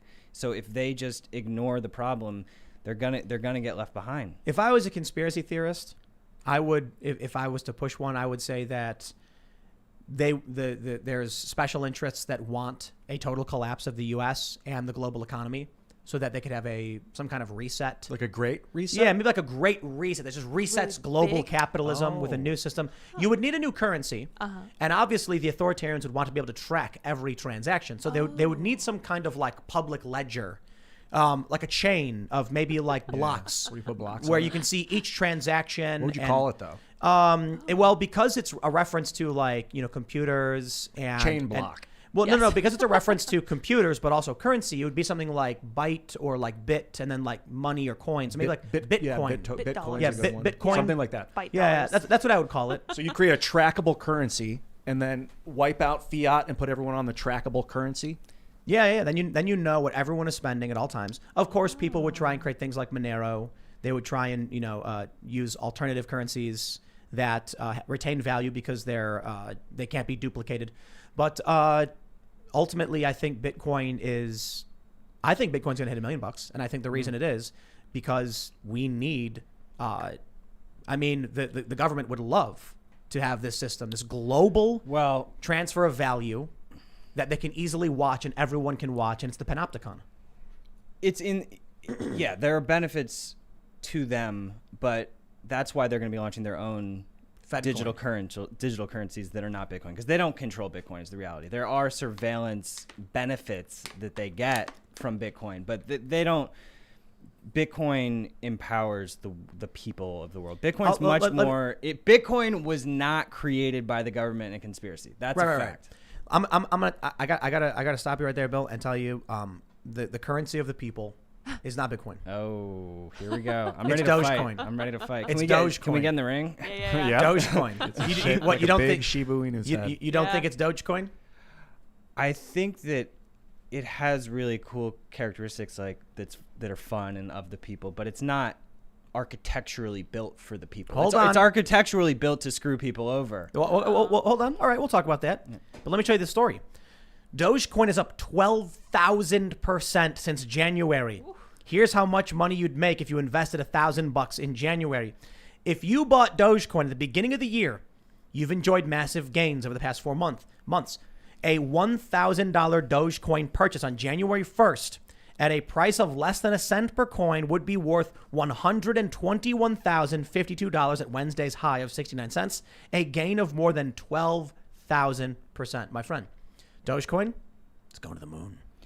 It probably will be physically put on the moon on a on a thumb drive. I would not be surprised if he did that. But hopefully he'll also put Bitcoin, maybe some Minds tokens. Who knows? That'd be great. But you think Dogecoin is not it? It's it for a purpose of entertainment. It's a meme. It's fun, but it's not it for, like, you know, if you look at the code of it, it's Why? not because it's inflating. It's not maintained. It's not really decentralized. Let's go one by one. How is it not decentralized? Okay, so It's like one guy owns the Bitcoin mining system. I'm gonna bring up The federal Doge Reserve. The government's gonna seize the guy's mining servers and then. So I'm just gonna run through like quick bullet points on Doge. So Bitcoin is scarce. There will only ever be 21 million. Doge is infinite. The system is on track to mint 14.4 million new Doge each day and 5.2 billion each year forever. Okay. Bitcoin's issuance. This is from this dude Alex Gladstein, who knows a lot about Bitcoin. Dogecoin's issuance is unpredictable. It can and has been altered. Bitcoin is decentralized as a result of robust architecture of full nodes. Dogecoin is not decentralized. Bitcoin has. How is it not decentralized? Here's the other thing about Doge. People are buying Doge on Robinhood. Look, don't buy crypto on Robinhood. You don't even own the crypto. They're holding it. You can't even get the crypto if you buy it on Robinhood. So most people who are buying Doge are buying it on Robinhood. They don't even actually own the crypto. This is why you have to control your own wallet. Like, it's fine to use centralized exchanges to take custody of your crypto, but you need to set up your own wallet. Like on Minds.com, if you check out our wallet, you set up MetaMask, you control your keys, you control your crypto. Wallet, right? Coinbase wallet, you do control your keys. That's a non-custodial wallet. Yeah. But I mean, these things, like, so it's fun. Doge is fun, and it's a cool part of what's happening. Like, I like Doge, but it's not a good thing to be saying. Can't they hard fork Doge and then? Why would you do that when you already have Bitcoin and because Ethereum? Doge could be a currency. So can it? It is exactly right. So what do we hear? KFC now takes Dogecoin. Yeah, the Oakland A's are accepting Doge. At KFC, dude, this is what I'm saying. Heck? It doesn't matter if it's a box of Kleenex. If people have confidence that the Kleenex will get them a cheeseburger, they will clamor for it. But you can't have confidence that Doge is going to retain its value. You can't have confidence the U.S. dollar is going to retain its value. But you can have confidence that Bitcoin is going to, in the long term, based on the structure of it. And gold. And gold. Silver or palladium or whatever. The thing about Doge is that it is more like cash, and it has the confidence of the people for a very silly reason. It doesn't matter. People want it, and some people want to just have it for the sake of having it. A lot do, and that's what part of why it's retaining its value, because a lot of people are holding Doge, right? And they're actually providing the liquidity for the market for all the whales who are dumping.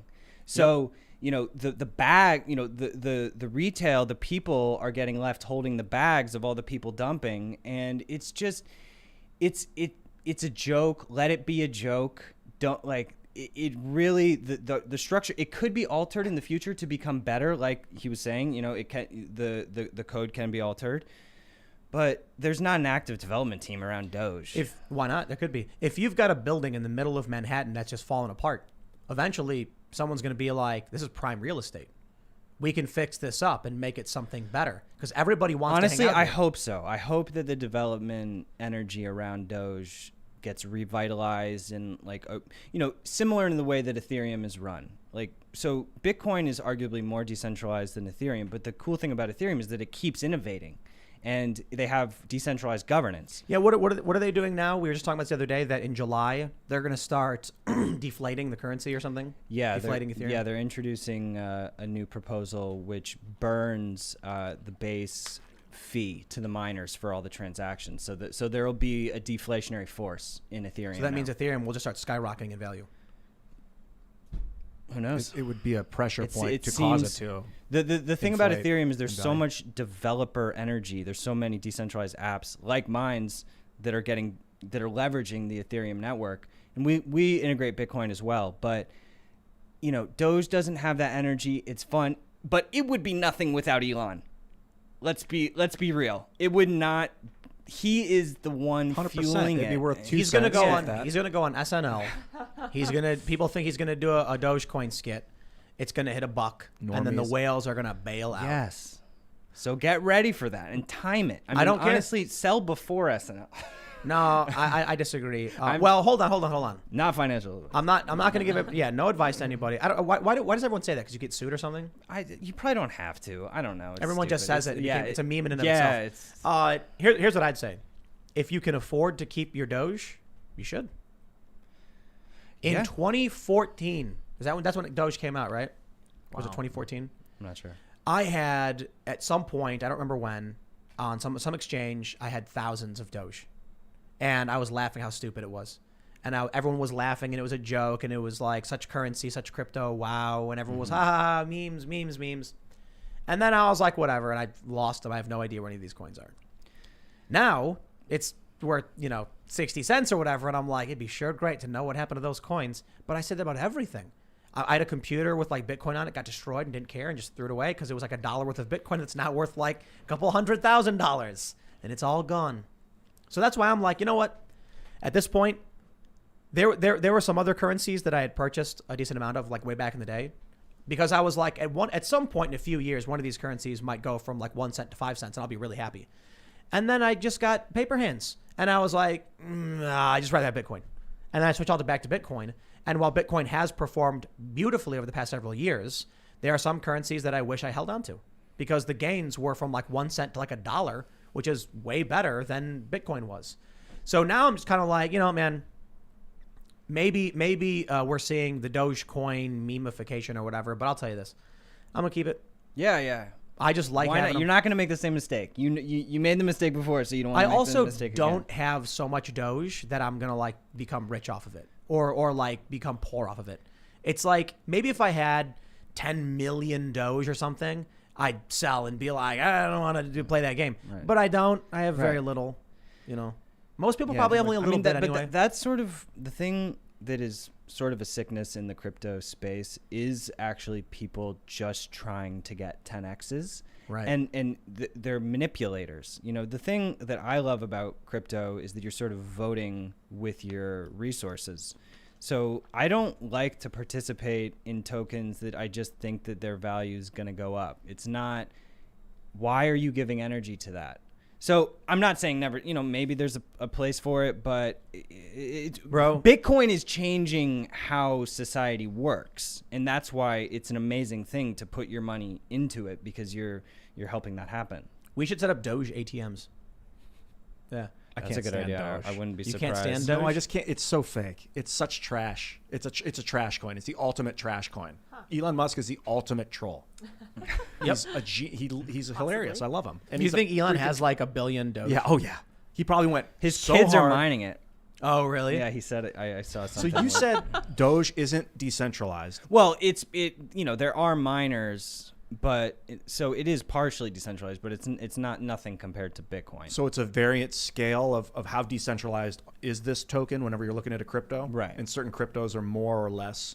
Like, are there cryptos that are completely centralized where like one person can print? That's what a digital dollar would be. So here's the problem I see with Bitcoin though. Only 21 million coins can never come into existence, right? Mm-hmm. Yeah, a lot of them are already gone because when Bitcoin was valueless, people didn't care and lost them. Like that famous guy who was searching a dumpster for a trash dump for his hard drive because it had like, oh man, by now that hard drive is probably worth like $100-200 million. But it was like, it's worth now $2 million. He needs to go find that hard drive with his coins on it. So there's just the natural decay of Bitcoin. That's good. So that's then deflationary. But right, so over a long enough period of time, there won't be enough Bitcoin. No, you can split it up into 100 million units. So a Satoshi, which is the smallest unit of Bitcoin, will just appreciate in value. So it's not. I don't think that there's plenty of divisibility within Bitcoin. So if Bitcoin became universally adopted around the planet with 8 billion people, and people need to trade with it every day, then a Satoshi would have to be worth somewhere around like a nickel. He has 1 million Bitcoin or something. Satoshi. Right. So, and it's never moved. It's never moved, and it's very important that it's never moved. Why is that? Well, because if people started to see the creator, getting paper hands, that wouldn't be good. Well, so imagine Bitcoin becomes universally used, right? One Satoshi would have to be around the value of a nickel or so, because as it stands today, to be able to participate in a general marketplace or labor. Theoretically, it could be around a penny per Satoshi, but I think people don't really use pennies all that much. Yeah. But there's a lot of countries where a penny probably does have a lot more value. It doesn't really matter if we're using the smallest unit, like in comparison to, a fiat comparable. I think like right now, the Bitcoin market's like a little over $1 trillion. The gold market cap, for reference, is 10 trillion. So if the Bitcoin market just gets to what gold is, then we're at like 500K per Bitcoin. So you start thinking about Bitcoin as like eating away at where resources are stored. All we need to do is 10x to get at gold. And then if you start bringing in all different financial instruments, $500,000 per Bitcoin. If it 10x's. Yeah. I think Bitcoin will be $1 million. Oh, for sure. So I think sooner than people realize. There's a model called the stock to flow model, which is like the model of Bitcoin, and because every 4 years there's this thing called the halving, which is where the miner the halvening or either is it halving? Either people say both, but so the rewards to all the miners drop in half. So it's more scarcity. It's more no. It's just the ongoing rewards that they get for mining drop in half. So they don't necessarily sell, but it just creates more scarcity. And historically, there have been 2 halvings so far, and after each halving, over the last 10 years, you've seen a order of magnitude. And so the stock to flow model shows that over the next 15 years, it's going to be order of magnitude. When's the next halvening? It was just a couple years ago, so it's like in a couple years. Oh, okay. So then. Or maybe not in a couple years. It's going to effectively double. So people often ask, what backs a Bitcoin's value? And I don't know if this is like an archaic understanding, but it's the energy used to produce it. So if somebody is mining Bitcoin and it costs them, $60,000 to mine 1 Bitcoin, they're not going to sell it for less than the cost of the production. So then they'll put it on the market and say, I got to get at least 61K, and probably more than that.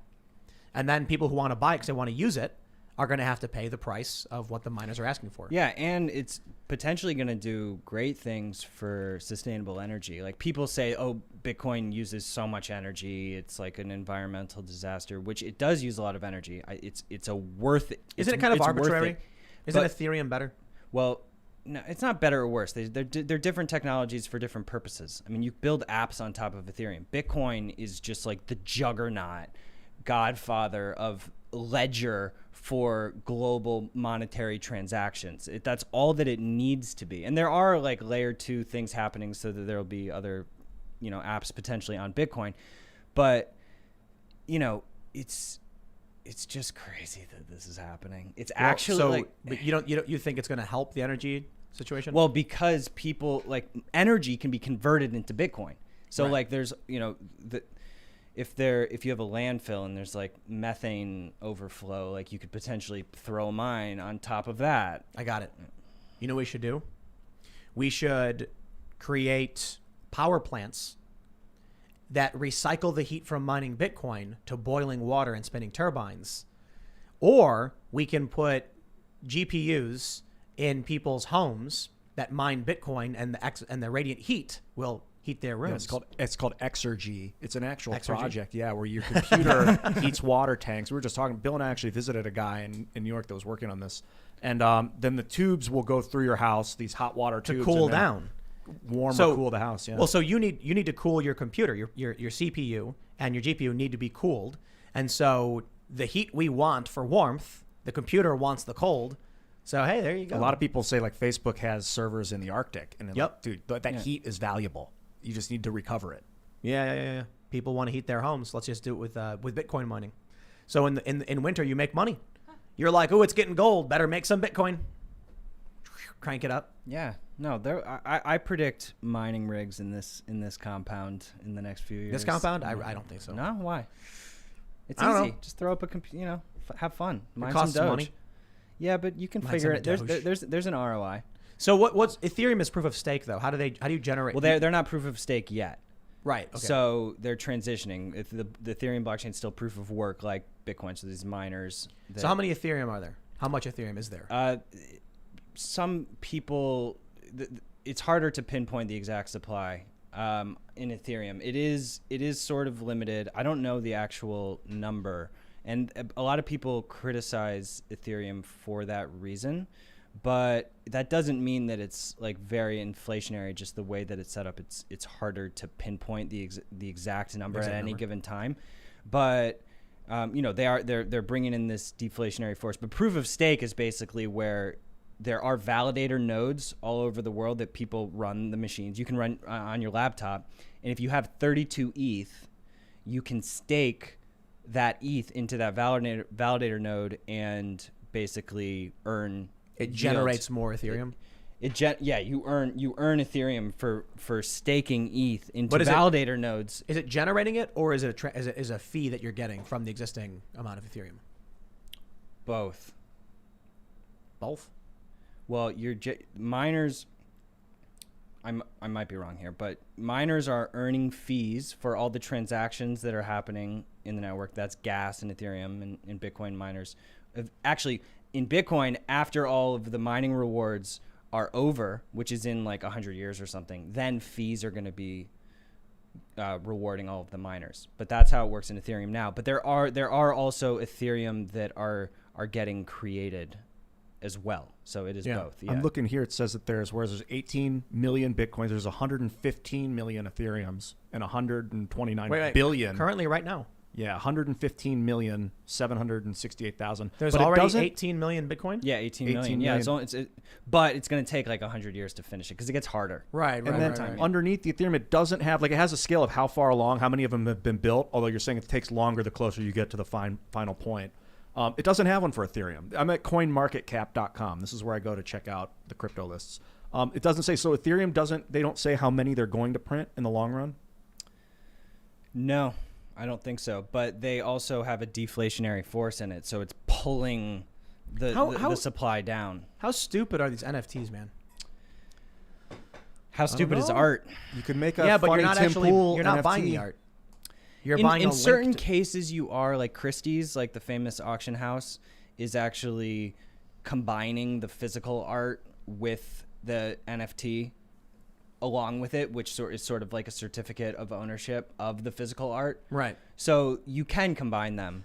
Did you ever see the beer bottle that had, if you used your smartphone over it and it scanned it, it became like a movie? Like the image on the beer bottle label would animate and start moving? No, I never seen If you had a crypto token that could give you that authorization, so if you moused over or you went over like a piece of art and you had that NFT token, you'd be able to see the movie. But what I mean is a lot of people were like, I'm going to buy this piece of art on the internet. And then like a day later, it didn't work anymore because the server that was hosting it was gone. Oh, yeah. NFT was just a URL. So that can be fixed. So NFTs are like a token on a blockchain that they can reference a piece of art or a file on Snoop Dogg a server. selling a bunch or something. So depending on where the token on the blockchain is referencing that file, like you can reference the file on Arweave or IPFS or different like decentralized immutable file systems as well. Like, but there are a bunch of NFTs that are referencing like Amazon. Like, so if it goes down, then the NFT, You see the Disaster Girl meme? No. Oh yeah. So she sold it. Yeah. So it's like, you know, the photo was like a fire, there's a little girl and she's like smiling at the camera. She sold it for like $470K. Yeah. Was it her photo? Was it her family's photo? Do they get the rights to the photo now? They could distribute it? Right. Did she just take it? Did someone else take the photo and then she just stole it because like, it was hers? Did someone buy the ownership of the photo, meaning that they can license it out now to news outlets who want to use it? It's a good question. I mean, there's a copyright chaos that is coming with NFTs because people are acting like it represents ownership of stuff that they probably don't actually own. But the thing about NFTs is that they can be used for other things. Like they could be used for an insurance product. An NFT is just a non-fungible token. Right, there's one of it. It's just one of it, as opposed to fungible tokens like Minds tokens, minds.com/token, which, you can create a token and there are many of one. Yeah, and they're interchangeable. So when you think about like financial markets, depending on the type of asset, a non-fungible might make more sense. So like the idea in itself does make sense. The craziest thing with Ethereum, why I think Ethereum is, well, let me slow down. Bitcoin is probably going to be worth a ridiculous amount of money because it's digital gold. It's a digital asset that can't be copied, and it's a way to store value. Ethereum has functions that people don't even realize yet. So what's interesting, you mentioned Minds tokens. There are a lot of social networks. We've been sponsored by PocketNet in the past, and they have their own kind of cryptocurrency, and they're a decentralized social network. But a lot of these other, I've had conversations with other networks. I'm not going to name them because I don't want to get anybody mad or deride anyone. But I'm like, okay, so you're a social media site and you have a cryptocurrency. What does it do? And they can't give me an answer. If you produce content on the site, you get access. And I'm like, right, what does a token do? You can trade it for money. Why would anyone want it? I trade it to someone for what? It's speculation because someone might want to hold it to become, no, okay, I don't know what that's about. Mine's on the other hand, a token is how you buy views. It's how you boost posts, how you buy ads. Right. So the value of a Minds token, MINDS, is predicated upon the robustness of the Minds audience. So if you sell, I don't know, communist pillows, and Minds has, millions upon millions of users, I would like to get my ridiculous communist pillow in front of these individuals. I need a Minds token to be able to purchase that. Yeah, we've been all about grounding it in real tangible value. So like actually, in addition to that, when you help stake liquidity into the network, you get passive boosts. So there's this like special boost slot on the main newsfeed on the sidebar that all it does is rotate liquidity providers. So everybody who's in that gets, based on their share of the liquidity pool, gets rotation, basically free advertising. So yeah, I mean, it's all about real value. This makes sense. Why would someone want a Minds token? Well, if you would like to boost your content so you can get more followers and build a following, if you would like to get more views in your content, which in turn can help you generate more tokens, you buy the tokens, you boost. It's interesting because I'm looking at like Google ads, for instance. Why would I spend money boosting or promoting content on Google or Facebook? Well, because then we get more audience, and then later on, we get more revenue from ads when we serve content back to people. And that's similar for what the Minds token does. Ethereum provides the ability for these things to function, for real exchanges of value, which means out of all the social networks where you could be producing something and making and earning, it's like basically YouTube and Minds. There's a bunch of platforms where it's like, oh, you can earn tokens and they're worth something. But I always ask people like, why do the tokens have value? And there's nothing really backing it. That worries me and makes me feel like it's not worth the investment. But if Minds keeps growing and getting more users, then there's a more likely that advertisers will say, hey, we got a network here of millions of people. And as the technology expands, it's worth holding these tokens. But beyond this, I didn't want to just, shout out Minds, mind you. I read this really great article. They talked about how ERC20 tokens can be used for self-driving cars. That they can be used to authenticate certain. They can track this on a ledger which cars interacted with who, and use cryptocurrencies essentially as a way to map out self-driving vehicles in this massive national or international grid. So your car comes into contact with another car, and there's an exchange, and that helps them decide which way to go, left, right, up, down. And then they have a ledger where they can see every single car, and they just use a blockchain to do it.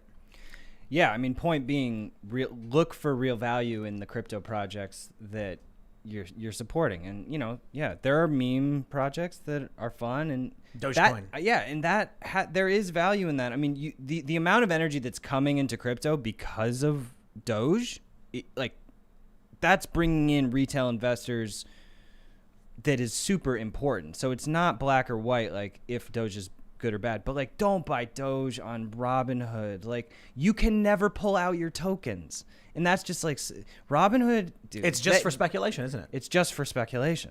Yeah, but you can get Doge in certain places and get the tokens. But Gemini now has Doge. Yeah, I think you can probably pull them off Gemini. You definitely can. Okay, good. So, well, I don't want to say what on Gemini you can buy crypto and then transfer it to your other wallets. I'm assuming it's true for Doge as well. I would assume so. Although, how do you set up a Doge wallet? Do you just got to use like MetaMask or Coinbase? The Ledger, you can get a cold storage one and store it on Ledger, I believe. I could be wrong about that. Yeah, MetaMask, I don't know. You know the scariest thing about cryptocurrency is? If you accidentally send your crypto to the wrong address, it disappears. I know forever. you do test transactions. For a large amount. I look back and forth for like 10 minutes with I'm just like, dude, sweating. I count and I say J, N, capital X, 1, 1. And I'm like, there's a lot of money to lose. Strand. I look at the first 4 letters, alphanumeric, and the last 4. And if they're the same, then I breathe easy that I copied and pasted right. What if the I is actually a 1? A lowercase L? Yeah. You're making me nervous, Tim. What if you're like, that's got to be is that an L or an I? It's funny to think that uppercase I. If the last 3 characters are the same, the chances are almost. I just look at the end. Yeah. I've not actually had any problems with this. Yeah, me neither. Yeah. Your money's your money. It's up to you to protect it and control it. I mean, it's removing banks. They are rolling out this thing called a social recovery, where basically, to prevent people losing millions of dollars. So basically, you would be able to pick like 5 people where if you do lose your device, if a certain level of consensus is met, then you can recover even if you lose your keys. So it's sort of like this so it's like system. giving your like next door neighbor keys to your house. Yeah. So but giving multiple, and they all have to like convene and like agree. Right. Yeah. So it's like your closest friends have wallets or whatever, and they can say, we know we back up, But Bill. they can't like have mutiny. Like basically you would have to signal. I'm not exactly sure that all the mechanics, but I think that's a major UX problem in crypto that I think will get solved eventually. Word. Yeah. How about regarding the Minds token, I want to integrate it into, I don't want to pump Minds too much right now, but hey, you're here and I'm glad. I want to talk about it a little bit. Integrate it into the Fediverse project, because like you were saying, the utility, one token is 1,000 views on Minds, but if we extrapolate that to all these new networks where you can interchangeably use the token. Well, so we were talking about creating an open source package that you can install on your WordPress site that gives you a subscription feature. So any person could effectively have their own kind of Patreon without having to pay an exorbitant fee to 10% or whatever. Like, people don't realize when you sign up for these subscription services, you're giving like 10 or 15% of your revenue to this company. And you could seriously just get your own WordPress site for dirt cheap. It's not that expensive. But I understand a lot of people are like, how do I set up a subscription thing? Okay, well, we'll make this thing you instantly install, and it just turns your site into a social media page. And then we were talking about incorporating crypto, and there would be a big benefit with having it interact with the Minds network, simply because there's already users there, which means assuming we get this up and running in some meaningful time, maybe it'll take forever, maybe it'll be fast. You could be a random person who's like, I'm going to make a website for my content. How do I get the word out for my content? Well, there's already a network that exists. So if this content can integrate and appear on Minds through federated, through the Fediverse, then you instantly on your own website are getting promotion in a network. And then in turn, people can subscribe to the members only section of your site by using Minds tokens or something. And then people could be like, I'll send you a token if you show my ad on your site for 1,000 views.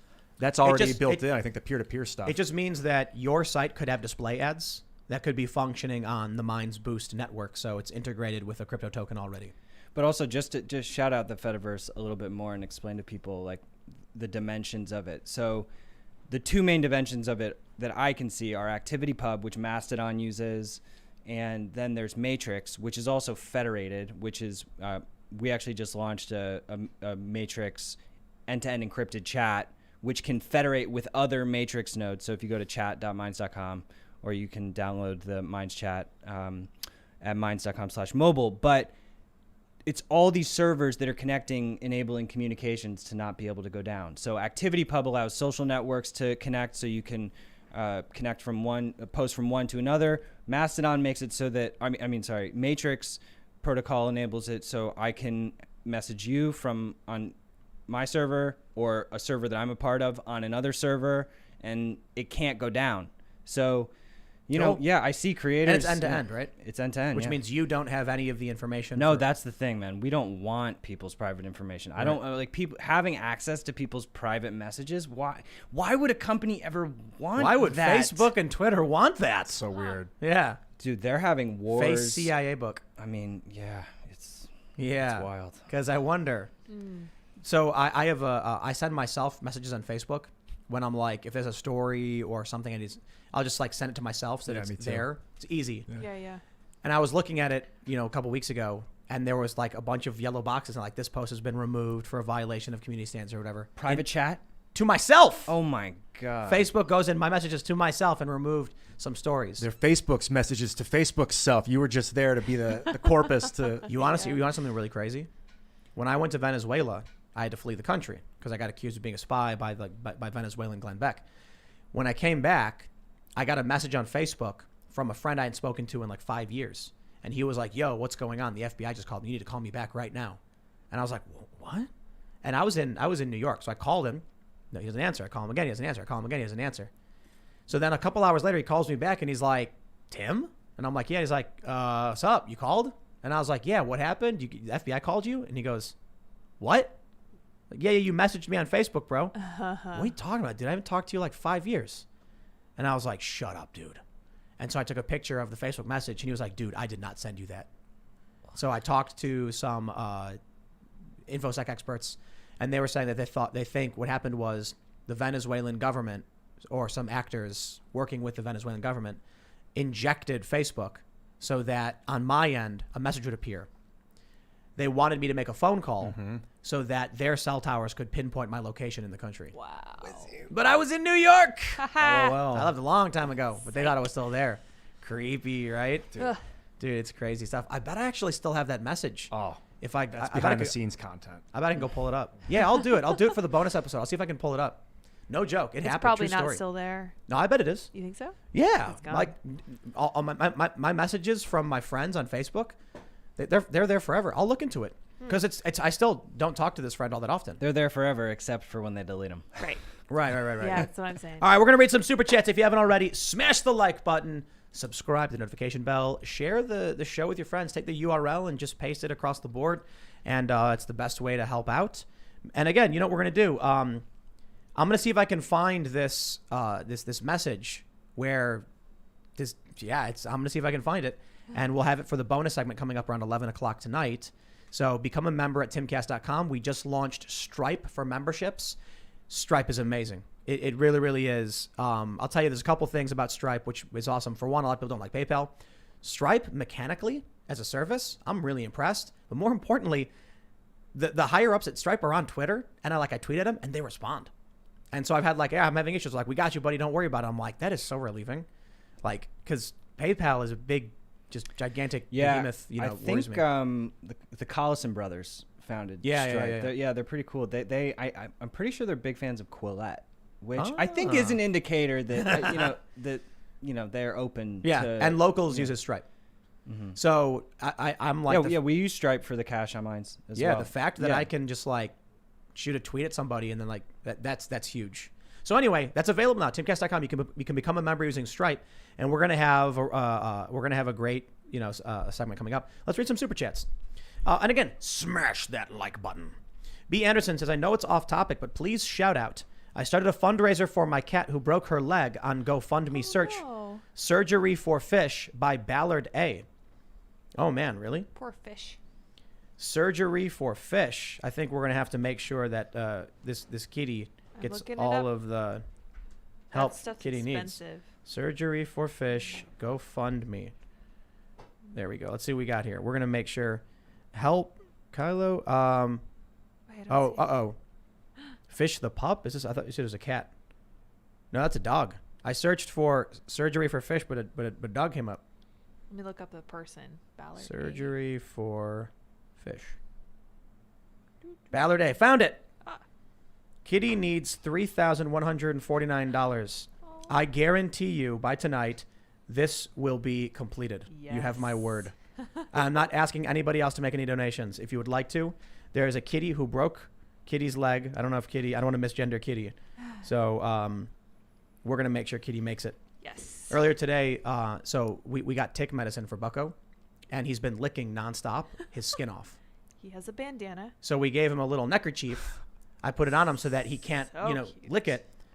I saw him today. We had the electricians come out, and this cat walks up right behind the rear tire and then lays down right in front of it. Oh my And I'm like, try to get up, walk out, move the cat. Because if the dude gets in the truck and the cat's laying there, it's going to be like a split second. The car's And going to... in the winter, they'll crawl up in the engine to stay warm. Don't let them out in the winter. Yeah. Yeah, so we keep an eye on the kitties.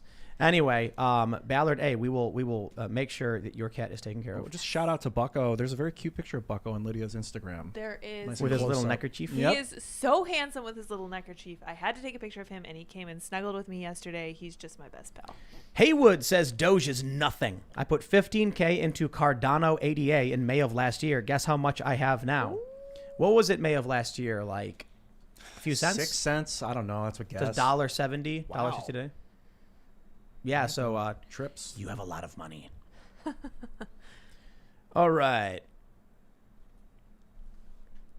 Ryan Brown says, how much trouble did you have in getting fit for the blades you have? I'm happy to see you tried it. Didn't know Brandon Tatum was a blader before. Oh yeah. Getting the what do you mean in getting fit for the blades that I have? Like getting them to fit? I'll tell you one thing. It's really annoying how aggressive inline they like just fit terribly. It's like just awful. What is that? I don't know. I'm annoyed by all of them. Like these things just suck to wear. You got some though? I got a bunch. Yeah. Oh, nice. What size are you? Me, 10. Oh, nice. All right, I'm gonna try. Yeah. Well, no, I got like 10 pairs. Oh, we also great. got some bikes too. You want a BMX? We got to get scooters next. I love I'm just scooters. excited to have all the different disciplines. And so Nice. one of the things is the ground outside is really bad. So it destroys the wheels of rollerblades. And skateboarding is really hard to skate on it because it's just like really old asphalt that's broken up and there's pebbles everywhere. Yeah, it's kind of brutal. I guess we could repave. It's going to be a lot of money, but we Yeah. might need to. It just take a long time. But for pretty cool. bikes, that's one. I think you can do these thin coats, which aren't like a full pave. Yeah, just like seal it. Yeah. But I'm excited for the BMX stuff because you can ride on it really easily. And then we had Mike Feedy jumped over the Tesla last week. It was a lot of fun. He's a cool dude. He's a cool dude. He's inspired me to get on the bike. All right. Azire says, hey, Tim, love the show. I'm currently saving up money to travel around and cover protests, riots, rallies, etc. Would you be interested in footage? How can I contact if you would like to work together? Pitches at timcast.com. But I must warn you, we are just trying as hard as we can to grow and build, and it's like we are bursting at the seams. I wish we could move faster than we could, but you lose quality control if you just start hiring willy-nilly. So we need administrative help to start the process. And I'm really worried about the Peter Principle, which What's that? That I think it's the Peter Principle, where people hire people who are lower skilled than them until eventually you hire a bunch of just like really awful people. So the idea is you always want to be hiring people who you think are better than you. There's these questions that Peter Thiel, speaking of Peter, that he always asks to people that he's hiring, which one of them is, what is your most contrarian belief? So, but those questions I think are for anyone hiring are worth looking up because he knows how to hire people. Yeah. That guy's an animal. Mine was that God exists. What about you guys? You want to hire people that are going to be really, really great and be better than you and take over. You want people who want to take your job from you. For real. Not in a cutthroat way, in an ambitious, but Make it's tough. so that so they the job can- is no longer needed. I mean, that's Right. the idea, is so that we can remove ourselves from the company. It'll keep functioning. Just people who can be independent and intuitive. Like that's who I like to hire. I mean, that's why I always love working with Ian, because he figures it out. He just and people who can figure it out without having to be told what to do. Yep. All right. Spencer Henry says the ATF murdered 86 people in Waco. That is all. That's right. And you want something crazy? My dad's side of the family from Waco. Oh, yeah. Samuel Bonin says, putting together my game dev portfolio to submit, but wanted to gear something towards Timcast. Would you rather a demo for a ghost haunting game for the new podcast or a news tycoon kind of game? How are you at first-person shooters? Because we have probably one of the most controversial ideas for a game that I don't think I've ever publicly talked about, but privately everyone's been like, oof. But it's I like that one. Yeah, we just don't. But we need someone who can do a very simple FPS. It's going to be controversial, but I imagine the NRA is going to be like, we would like to promote this and have this be available. No, actually, they'd probably be like, get away from us. You're controversial. Did you ever see the game Super Hot? Yes, that game's awesome. Kind of makes me think of a game like Super Hot. That game's rad. How you slow time. Have you played VR version of it? No. VR Super Hot. I will. If you so it's like you're standing there and there are these like wireframe dudes and they'll shoot at you and then you literally dodge and the bullet goes like boom past your head. Like time only moves when you move. Yeah. It's really so it's like really you'll see like a shotgun blast and you'll be like, whoa, trying to like dodge it. And you can also, I think you can throw stuff at the bullets. Yeah. And like swat them and stuff. It's really so it's cool. like you can deflect it with your guns. It's coming at you and you're like, if you move too fast, they move faster the faster you move. So you can like swat it. There's also a really fun game for Oculus. It's I forgot what it's called. It's like a robot VR game where you're fighting robots and you can like pick them up and throw them. I love that game. Dude, VR is awesome. Down in the skate park where we have the basketball hoop, we also have a VR set with a bunch of those games. So you're like, the challenge is if you run to the left too much, you'll go up the vert wall. And so you don't want to do that. Have you considered getting one of the straps? Straps, yeah. So like so you can only go a certain range, like not too far out of well, range. you can draw it so that if you move too far, the whole thing turns red. But what I'd love to get is one of those stands where you're strapped in, and then you can actually run in place, jump and duck, and you're like strapped. You have a haptic feedback vest where if you get hit, you can feel it, and like the gloves. Do you think it'll get to a point where you're wearing VR like to work during the day? What do you mean? Like just as opposed to looking at your monitor, just like being in VR. I think so, yeah, especially now because of COVID, people are working remotely. So one of the problems with remote working is that we're sitting here looking at these little screens, and it's really hard to build a culture. And what you need to understand about building culture in the workplace and why I don't want to hire anybody remote. I want people who want to work here. They got to be out here because they got to be in the space. For one thing, you'll be in the vlog, and the other thing is we need to just be sitting next to each other, so that if someone's like, I just got a crazy idea. What if we bought a hot air balloon? If you're sitting in your apartment and you're on a Zoom meeting and the meeting ends and then you go, ooh, hot air balloon. Anyway, and you go back to eating your Cheetos, the idea goes nowhere. But if you're hanging out in the house and people are bouncing around ideas and they're playing video games, you're sharing all of these ideas and creating an opportunity to just write things down and plan for stuff. The more the merrier, Dude, to a certain point. If we could throw in contacts and then be doing this, but all of a sudden we're on a virtual stage, and we can see everyone on Super Chat in the audience. And they're throwing stuff at us. Yeah, definitely. Great. And they're throwing tomatoes. But the problem is, if you're going to take a video of us, well, how would we see them? They'd have to have video cameras on them and that sort of thing. So imagine, what I want to get at is this. Imagine if you have a table at home and you put on your VR headset, and then you can see your coworkers sitting in front of you. Yeah. And then you interact as if you there were are literally there. some shared spaces that are getting set up like that now. It's just about contacts instead of VR helmets, so you can see the face. Yeah, you just need both. Like I could see going in, but then you want to be out. Dude, have you ever spent long periods of time in VR? Long periods? Like I've seen videos of people that have been in for days and days and days just as an You see the experiment. chimps when they put them in VR? A little bit. I want to watch it again. Yeah. Oh, we got to talk about the chimp mind pong with Neuralink before we go. Right on. Yeah. All right, let's read some more super In chats. the after show, go deep. All right, we got Spennett Game says, Tim, here's to making culture. Check out my board game, Cinder Shire, on Kickstarter. It's a 4-player procedural dungeon exploring game. Please check it out. Will do. Must be Hero Quest. Kyle Miller says, Tim, have you heard anything about a possible gas shortage this summer? Nothing real. Nothing in the news. I have seen that gas is up 22%, and people are really scared that there's going to be a gas shortage, but not enough to where I'd ever say anything like, I don't know. I will say I bought an electric car. That's right. We made a video called Jumping the Tesla. Why? I bought a Tesla. Why? Because I'm like, I don't want to be relying on gasoline, especially when you got like Greta Thunberg and AOC being like, ban gasoline. I'm like, these people have political power, and I don't know where we're going to be in 10 years. So, plus, I got to be honest. I like the idea of electric. You're not really going to go on a road trip with an electric car. You can because of Tesla superchargers. You can There's a network. That and they're everywhere. They're seriously the chargers are everywhere. Like no joke. I think there's more chargers than gas stations. So you'd be surprised. Maybe it's not true, but you look at the map and it's like just red dots everywhere.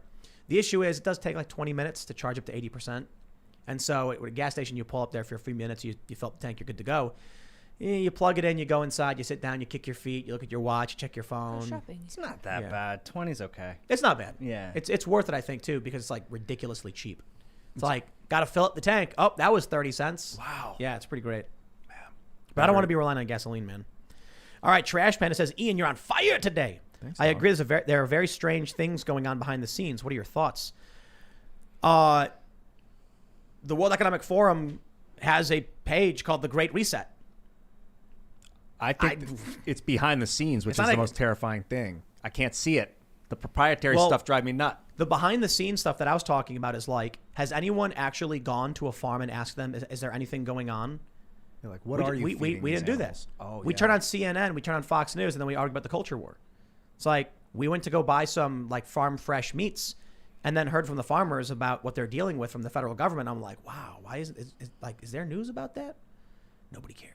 Yeah, there may be a million sources of news, but there really isn't that much news. Like today, we were like, what happened today? Yeah. Nothing. No, there's a lot of news. It's just that we're hyper-focused on politics and culture. But what's the news? Like Cardi B's birthday? It's like news about people and what they did. If you actually spend 10 minutes to find an amazing, beautiful story that happened today, you could do it. Yeah, absolutely. You know, it's But there. is there I found ever one. news that's not about people? Yes, I found an article. I'll tell you about it after the show. Cool. Yes. All right, Ken Duncan says, you had better call Crowder and tell him you are finally getting it. I'm also wondering what your favorite gun you own. I have a hell of a time myself. I think for me, it's whichever I shot last. I'm going to say it's definitely the lever action 357 Magnum. Man, that is just so much fun. Is Crowder offended that you took so long to get his gun? I talked to him about it, and I was like, he asked me what was up, and I was like, bro, I can't drive 70 miles to go get this. Like, because I work in the morning, and then I've got like 2 hours after my first shift where I do my shows, and then IRL. And I'm like, it's not enough time to get there and back. Plus, I was on a delay list at the time for Knicks. So I've gone up there, filled out the form, driven back, waited 5 days, gone back, picked it up. Yeah, I it's couldn't a do huge it. pain in the ass. My dad was trying to get a permit in Connecticut, and it was just like, it took years. Wow. Of going back and forth, sheriff, like it's insane. But let me just say, there's a range, a local range, and we were running drills with our good friend from Phoenix Ammunition, and I was like, I don't know, I'm not like super good. These guys were really good. I mean, the dude from Phoenix would like never miss, and everyone there was like looking at the guy like, wow, this guy's really good. But I had a 410 lever action. And it's just so fun running and just cranking it, and I was using 410 slugs, so a whole lot of fun. But the 357 Magnum lever action, I just love lever action guns. They're just so much fun.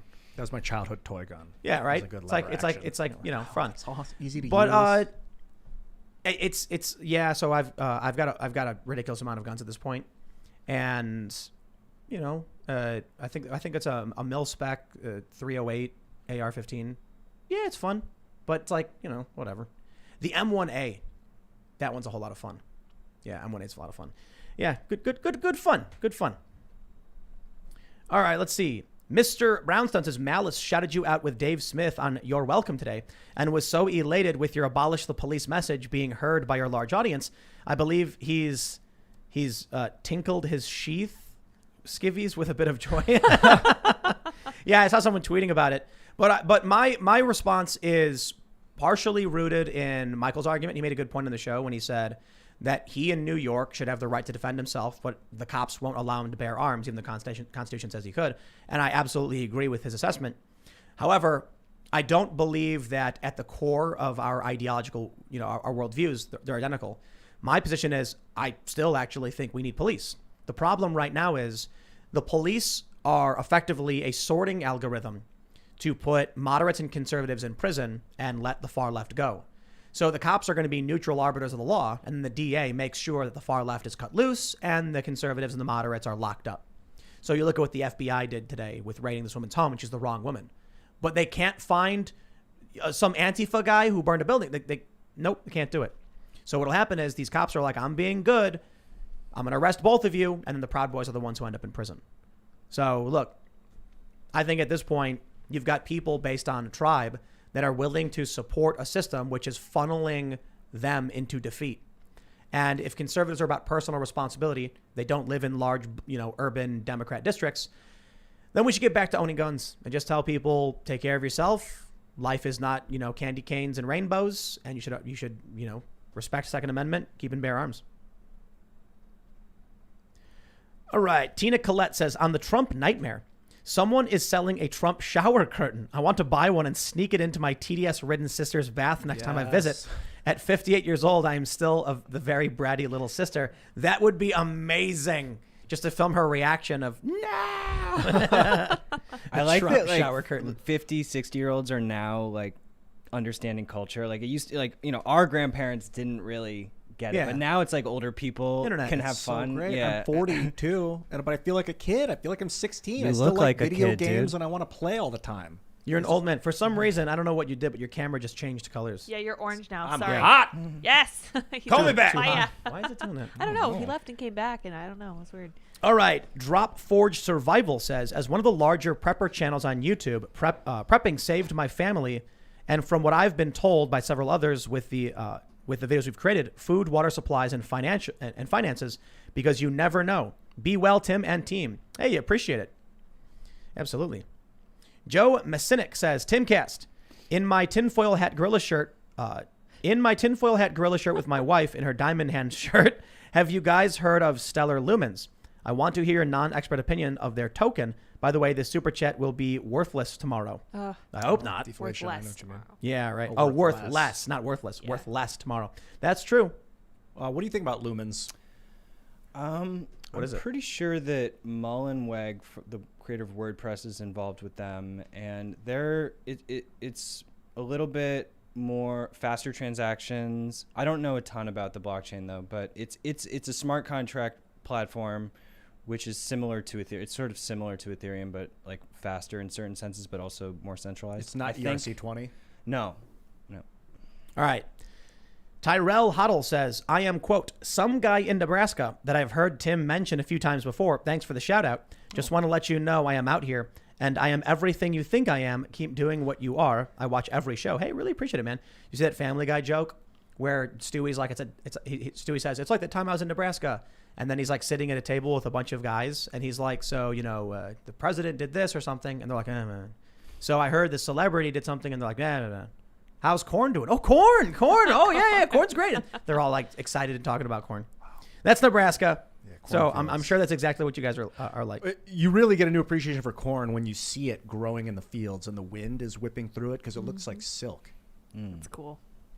I can imagine you running through a cornfield. Oh my gosh, you're speaking my love language. Eric Miller says, imagine being in a meeting and people are discussing how to run your life, but you can't say anything. They can destroy everything you love. How much money would you pay to speak out? Well, free speech costs you nothing but your voice. Yep. So I was out to eat with some family, and I was talking to it was some of my cousins and their kids, and we were talking. They were mentioning how their kids, they're 14-year-old girl doesn't care about news at all. You'll never convince her politics is important. And I was like, oh, I can't easily. And they were like, yeah. And she was like, no, you can't. It's dumb. And I was like, think about it this way: is there someone in your school that you really hate? She's like, yeah. And I was like, okay, imagine she makes the rules about how you get to live and what you have to wear. And she was like, what? I was like, imagine you go to school and she tells you what to wear.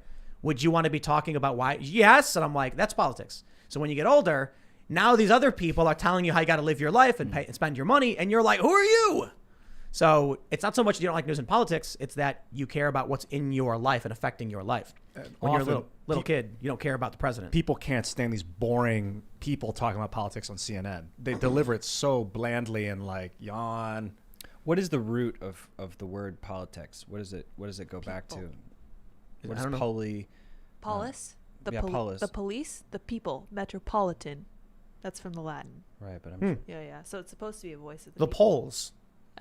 It was stripper poles, and people would all gather around it, and then while watching the beautiful women do their thing, they would discuss. they would be discussing like around the water cooler the way things should be. Politics. That picture of the philosophers in Greece. Yes. That was Nathan O'Connell said, Ian, the band on the Titanic saw their death and faced it like gentlemen. But they still died, remember? And not everyone did on that boat.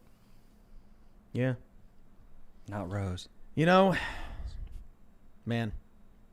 Hey, here we go. X says, dude, if you need a barn, drive up to PA and hire the Amish. They're not far and they're good. Oh yeah. So we're trying to. So you guys, if you've seen the vlog, we have the steel pole barn where we have like the venue in it, and we need some upgrades. And I've called a bunch of people, and they just, ghost us. We've had people come out and they're like, man, I can't do what you're looking for. I don't want anyone to think it's political. It's literally like either we want to build a building and they're like, we'll get back to you, and then they don't. Or they say things like, we're a local company, we can't build what you want. You guys want too much of us. We can't do that. We can't handle that. Or the cost has gotten too high. Or are there different materials you could use? I mean, we just want to use steel. Mm-hmm. Yeah. So right now it's a lot of wood, and wood is, what's the right word? Voluminous. Takes up a lot of space. If we had stronger materials, we could have way more space, and it'd be a lot cleaner and better. We could build geodesic domes. We lose a lot of vertical space. Horizontal space as you go higher because it curves in, but they're cheap and really stable. And we could dig down also. Maybe we just get rid of the barn and put one gigantic dome over it. I'm into it. Hey, I did some research on the history of the word politic. Polis meant city in ancient Greek, and then polites was citizen. So ultimately, that's where it came. Nice. Josh says, have you ever thought about creating an ERC20 token, a Timcast IRL coin, based on a smart contract to allow your viewers limited rights to support and vote for content? You could create a staking system and apply for it to be added on exchanges. It just seems like a whole lot of issues with the SEC I don't want to deal with. I don't know. It's a lot of effort. It's a lot of effort. But, yeah, if there's real value there. Jay Otterson says, I staked my ETH, and it's just growing as I watch. You can do that right now. Do what? Stake your Ethereum. Yeah. And then it would just start growing. Yeah. Really? Yeah. How do I do that? On Coinbase. Really? Or you can either go to like a truly decentralized staking pool. Is there any risk to losing it or anything? You have to get on. There's a wait list on Coinbase. No, there's no risk. But actually, when you stake ETH on Coinbase, so you earn like 6% a year on top, but you won't be able to pull it out until ETH2 fully launches. Oh, interesting. So it's like you're staking. What is ETH2? It's still going to be the same Ethereum, right? Still the same Ethereum, but it's proof of stake, like I was talking about. Right. So it's not all these electricity burning mining rigs all over the world. It's and they're doing sharding so that there can be more transaction throughput, and the gas prices will be lower. Yep. Tyler for Page says, ladies, find yourself someone that loves you like Bill Ottman loves Bitcoin. There you go. I'll take it. I like that, yeah. Zach Wilkerson says M2 money supply went up $6 trillion in 2020. Divide that by 365 and you get $16.4 billion created per day. How much did Dogecoin create per day? 14 million? I don't remember what the number was, but so what you're saying is that Dogecoin is a more sound currency than the US dollar? You're saying Doge to the moon? There are everyone should buy it. Winklevoss just posted something like that. Really? Everybody buy it? He was just saying that it compared to the dollar, it is more sound in certain ways. Yep.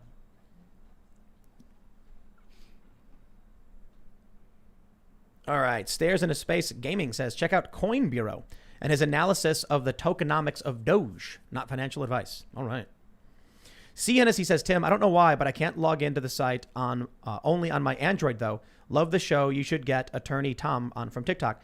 So I guess there was some issue on the site where there was like a caching error of some sort. If you can clear your cookies or whatever, it should be better. I'll just keep it simple. We created a very simple WordPress site. We're like, here, we'll put bonus content for people. And then so many people signed up. I was like, okay, we need to upgrade the site to handle this level of traffic. And then we did that. And then more people signed up. And I was like, we have an opportunity to actually create a network and start doing a bunch of unique content. And this kind of site we're building can't accommodate that. So we're going to need to bring in the big guns. And so we got like a really big company now who is stepping in and we're expediting the construction of a site that should allow us to make shows. Everyone be patient. Yeah. Developing websites takes a lot of labor, a lot of love. It's all about patience. So it always takes 3 times longer than you think. And I think in 5 years, we're going to have some kind of Netflix. We're going to have a bunch of our own original content, short films, movies, documentaries, and it is going to be totally independent. I'm so ready to make movies. What's funny is when I've had a lot of people come out here. So a lot of prominent personalities who are signed to networks, and they're like, so do you have like investors like to help you? No. You don't have any? No, no investors. How did you do all this? So I just slowly built it up over time. Wow. No, totally independent, 100%. Nobody gave us any money. None. Zero overhead. 21st century business on YouTube. Incredible. That's zero overhead is absolutely untrue, Ian. Well, not zero, but it's negligible overhead. No, it's not. Your overhead was like your rent. Yeah, when I first started. Yeah, and you were making a lot, tens of thousands of dollars a month with no oversight, It's not and like then overhead. Wire. And then when you start getting to the point where you're running a business and hiring people, overhead becomes exorbitant. But you, I think, took it to the like as far as you could, totally solo, and that I think that was in your benefit. Am I the That only worked one? out. No, not the only. Rogan kind of did it. He had Jamie he was paying, and he has a crew. That's that he true. But pays. he's been doing a lot of stuff for a long time, and he's worked a lot of different He companies. was already very wealthy when he went into it. Yeah. That's true, though. You know, he started his own thing. Yeah, absolutely. He didn't need people to fund him. So I worked for Disney, left, and then I had some money and I was able to start things and not worry about it. But no investors, nobody. Phil launches. DeFranco, same. I don't know if he took on investors eventually. He started as just some dude in his dorm room, basically. Yeah, what's up with that guy? I've He's actually. amazing. I don't know. I haven't seen him in a long time. No, I've been hearing He bad doesn't things. come up. Really. Yeah. Philly. On the algos, he doesn't come up as much as Well, he did. I remember on the Covington thing, he posted a video that took the side of the establishment, which was untrue, and there were a couple other things I guess that happened. But I don't know. I don't really watch him anymore. No, not trying to be disrespectful. I've just been seeing comments on Twitter. Maybe they're not representative. YouTube flashed me one of his about Jake Paul, I think, on the last It week. is really crazy to for me to look at these other YouTubers who have been around for a lot longer than me, and I get 5-10 times as many views as they do. Stuff happens. Not on one single video, but just in terms of the work that we're producing.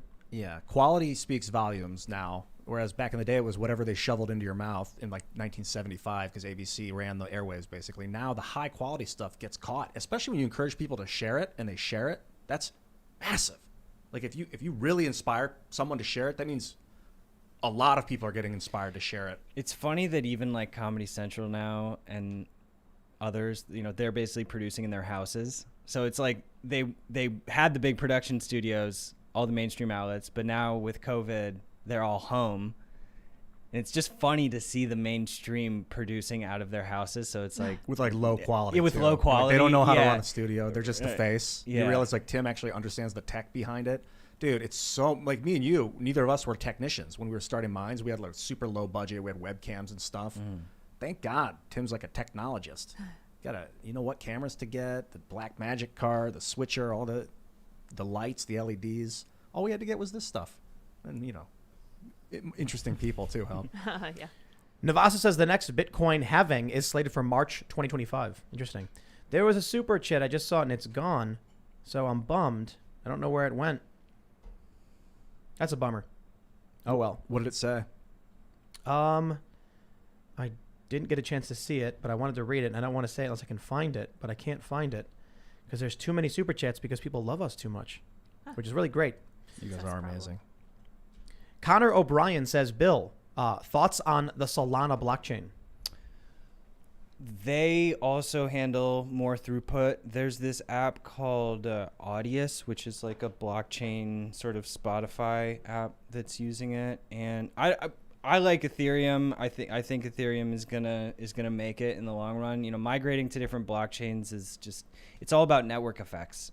And I don't know. I think it's a cool project and there's cool people working on it and really smart people and they're solving some problems, but I don't know. I'm not really trying to endorse or not endorse different tokens. When we were starting the Minds token and conceptualizing it still, I kept pushing we should start our own blockchain. I brought it up a few times and right. people were basically nah, Mark didn't really think it was a good idea. No, Are you glad? Think about how much energy it takes to get people, tens of thousands of people all over the world running nodes. That cannot be underestimated. Think about how much energy it takes to get Ethereum has hundreds of thousands of developers and tens of millions of you that. It's not to say that you just go with where all the people are, but there's a reason that it's generating those network effects. But I think that I'm not a maximalist. I think that different blockchains will be suited for different purposes. And also other times you don't want a blockchain because blockchains don't solve every I won't swear. It's just everybody's blockchain consultant, Yeah. right? I remember talking to one guy and he was have you considered doing a blockchain website? And I was like, what? What does that mean? Your business should do blockchain. And I was like, do you know what words are? I was I think you saw something on a story somewhere and now you're just throwing the word blockchain at me because I don't know what you're talking about. Yeah, that's the most dangerous thing in the blockchain space. Just put the word blockchain. Yeah, it's nasty. All right. Heather Bailey says, how about a 4 Lights Gorilla t-shirt? Love all my others. I'm an artist and have a great design in mind. Also, I love you, Tim. But could you please stop calling me a feckless loser? Thanks. Is it because you're a cop or what? Or a politician? The next shirt we're going to be doing, hopefully, is going to be the same as the Diamond Hands Gorilla, but it's a Shiba Inu head, and it says "to the moon," and it's holding the money and a cigar. So it's not going to explicitly say Doge, it's just to the moon. And I hope we can have that tomorrow. All right. Because I'd love to get that shirt before Elon goes on. Oh, yeah. And just Did you get the free the code shirt yet? No. Come we on, need something dude. like that. I'll print one. I'll print one on my website. There you go. Nambot says, love all of you. TNG is best, but SG1 is amazing. Also, Ian is my avatar. All right. Really? Then you have magic, too. There you go. All right, come on. Where's that one super chat I really liked? It's I was lost. scrolling. I scrolled too fast, then it was gone. Darn it. I was going to make fun of somebody from Nebraska, but it's gone. Oh, well, I can't do anything about it. Lydia, do you love crypto yet after this? So much.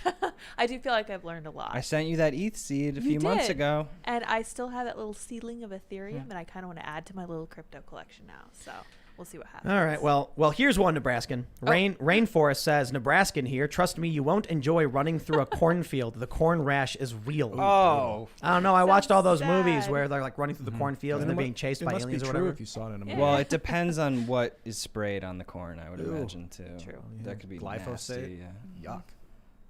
But hovering over. Oh, come on. Did it just jump on me again? Yeah, I just saw Oh, it here we too. go. Browncoat says politics. So we have an explanation of where politics come from. Oh. Politics comes from poly, meaning city or people, and ticks, meaning evil blood-sucking parasites. Perfect.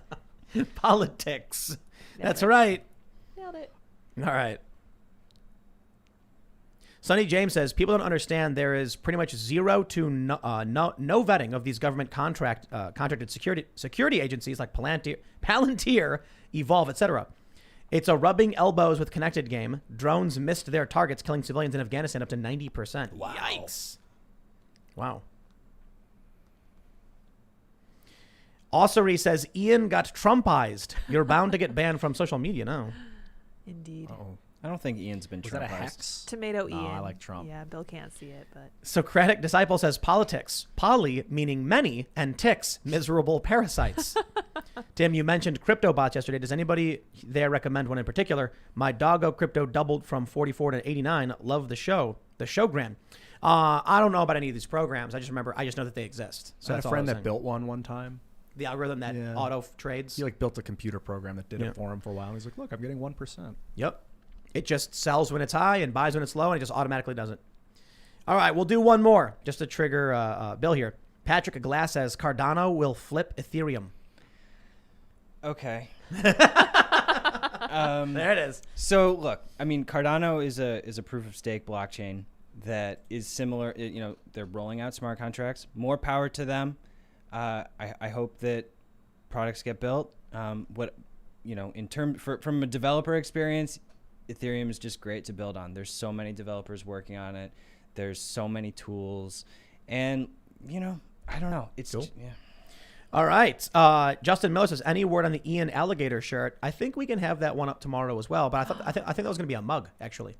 I'm Ooh. open to all avenues. Yeah, I think it's a really good mug because it's a square comic image. Perfect. Yeah, but we'll see. Goes great on a shirt. Goes great on your eggs when you're in the morning. Yeah, whatever. There you go, That's yeah. right. Get a hat. Ladies Yeah. and gentlemen, smash that like button if you have not done so already. Go to timcast.com, become a member, because now you can sign up using Stripe, and it's really fast and really easy. It's amazing. You just click it, and then a box appears, and it's like putting your info, and you do, and then boom, you're a member. It's fantastic. And we're going to have a really great segment coming up. I'm going to see if I can track down this message where I think the Venezuelan government was trying to hack Facebook to try and figure out my location, and then we'll just talk about whatever. I don't know. But go to timcast.com, check it out. You can follow our show on Instagram at Timcast IRL, and on Facebook, facebook.com/Timcast IRL, where you can share our videos so that other people get exposed to the show, and then we can drive everybody to our website instead, which will help just grow an independent website, I suppose. And don't forget to follow us on Minds. Look at Bill sitting right here. Yeah, we got to. I think Minds is a thing where the YouTube auto posts to Minds, but IRL is not auto posting right now. We should Just Timcast and Timcast. Yeah, News. we'll we get it should auto fancy posting. the IRL experience. Yes. We'll do that. Yeah, We'll get no. that set up. Look, diversify your presence. That's what it's all about. It's not. I hate Well- pitching. It's not about us. It's about creating a network of networks. But mine's auto. Yeah, you can sync. Up your Yeah, you content. can sync your YouTube, and it'll auto post everything every new video. Find me at Ottman, Ottman on minds.com/mobile. Get the new Minds chat app, end-to-end encryption, rooms, file sharing, Fediverse. Check it out. Oh, and you can follow me at iancrossland.net. Check out all my social medias from there at Ian Crossland, including mine. You'll see it at the top in the middle with the light bulb, which is a great insignia, by the way. Thank you. Very cool. And you can follow me on Twitter at Sour Patch Lids as I try to figure out what's going on with cryptocurrency. We will see you all over at timcast.com in the exclusive bonus segment. Thanks for hanging out. We'll see you then. Bye, guys.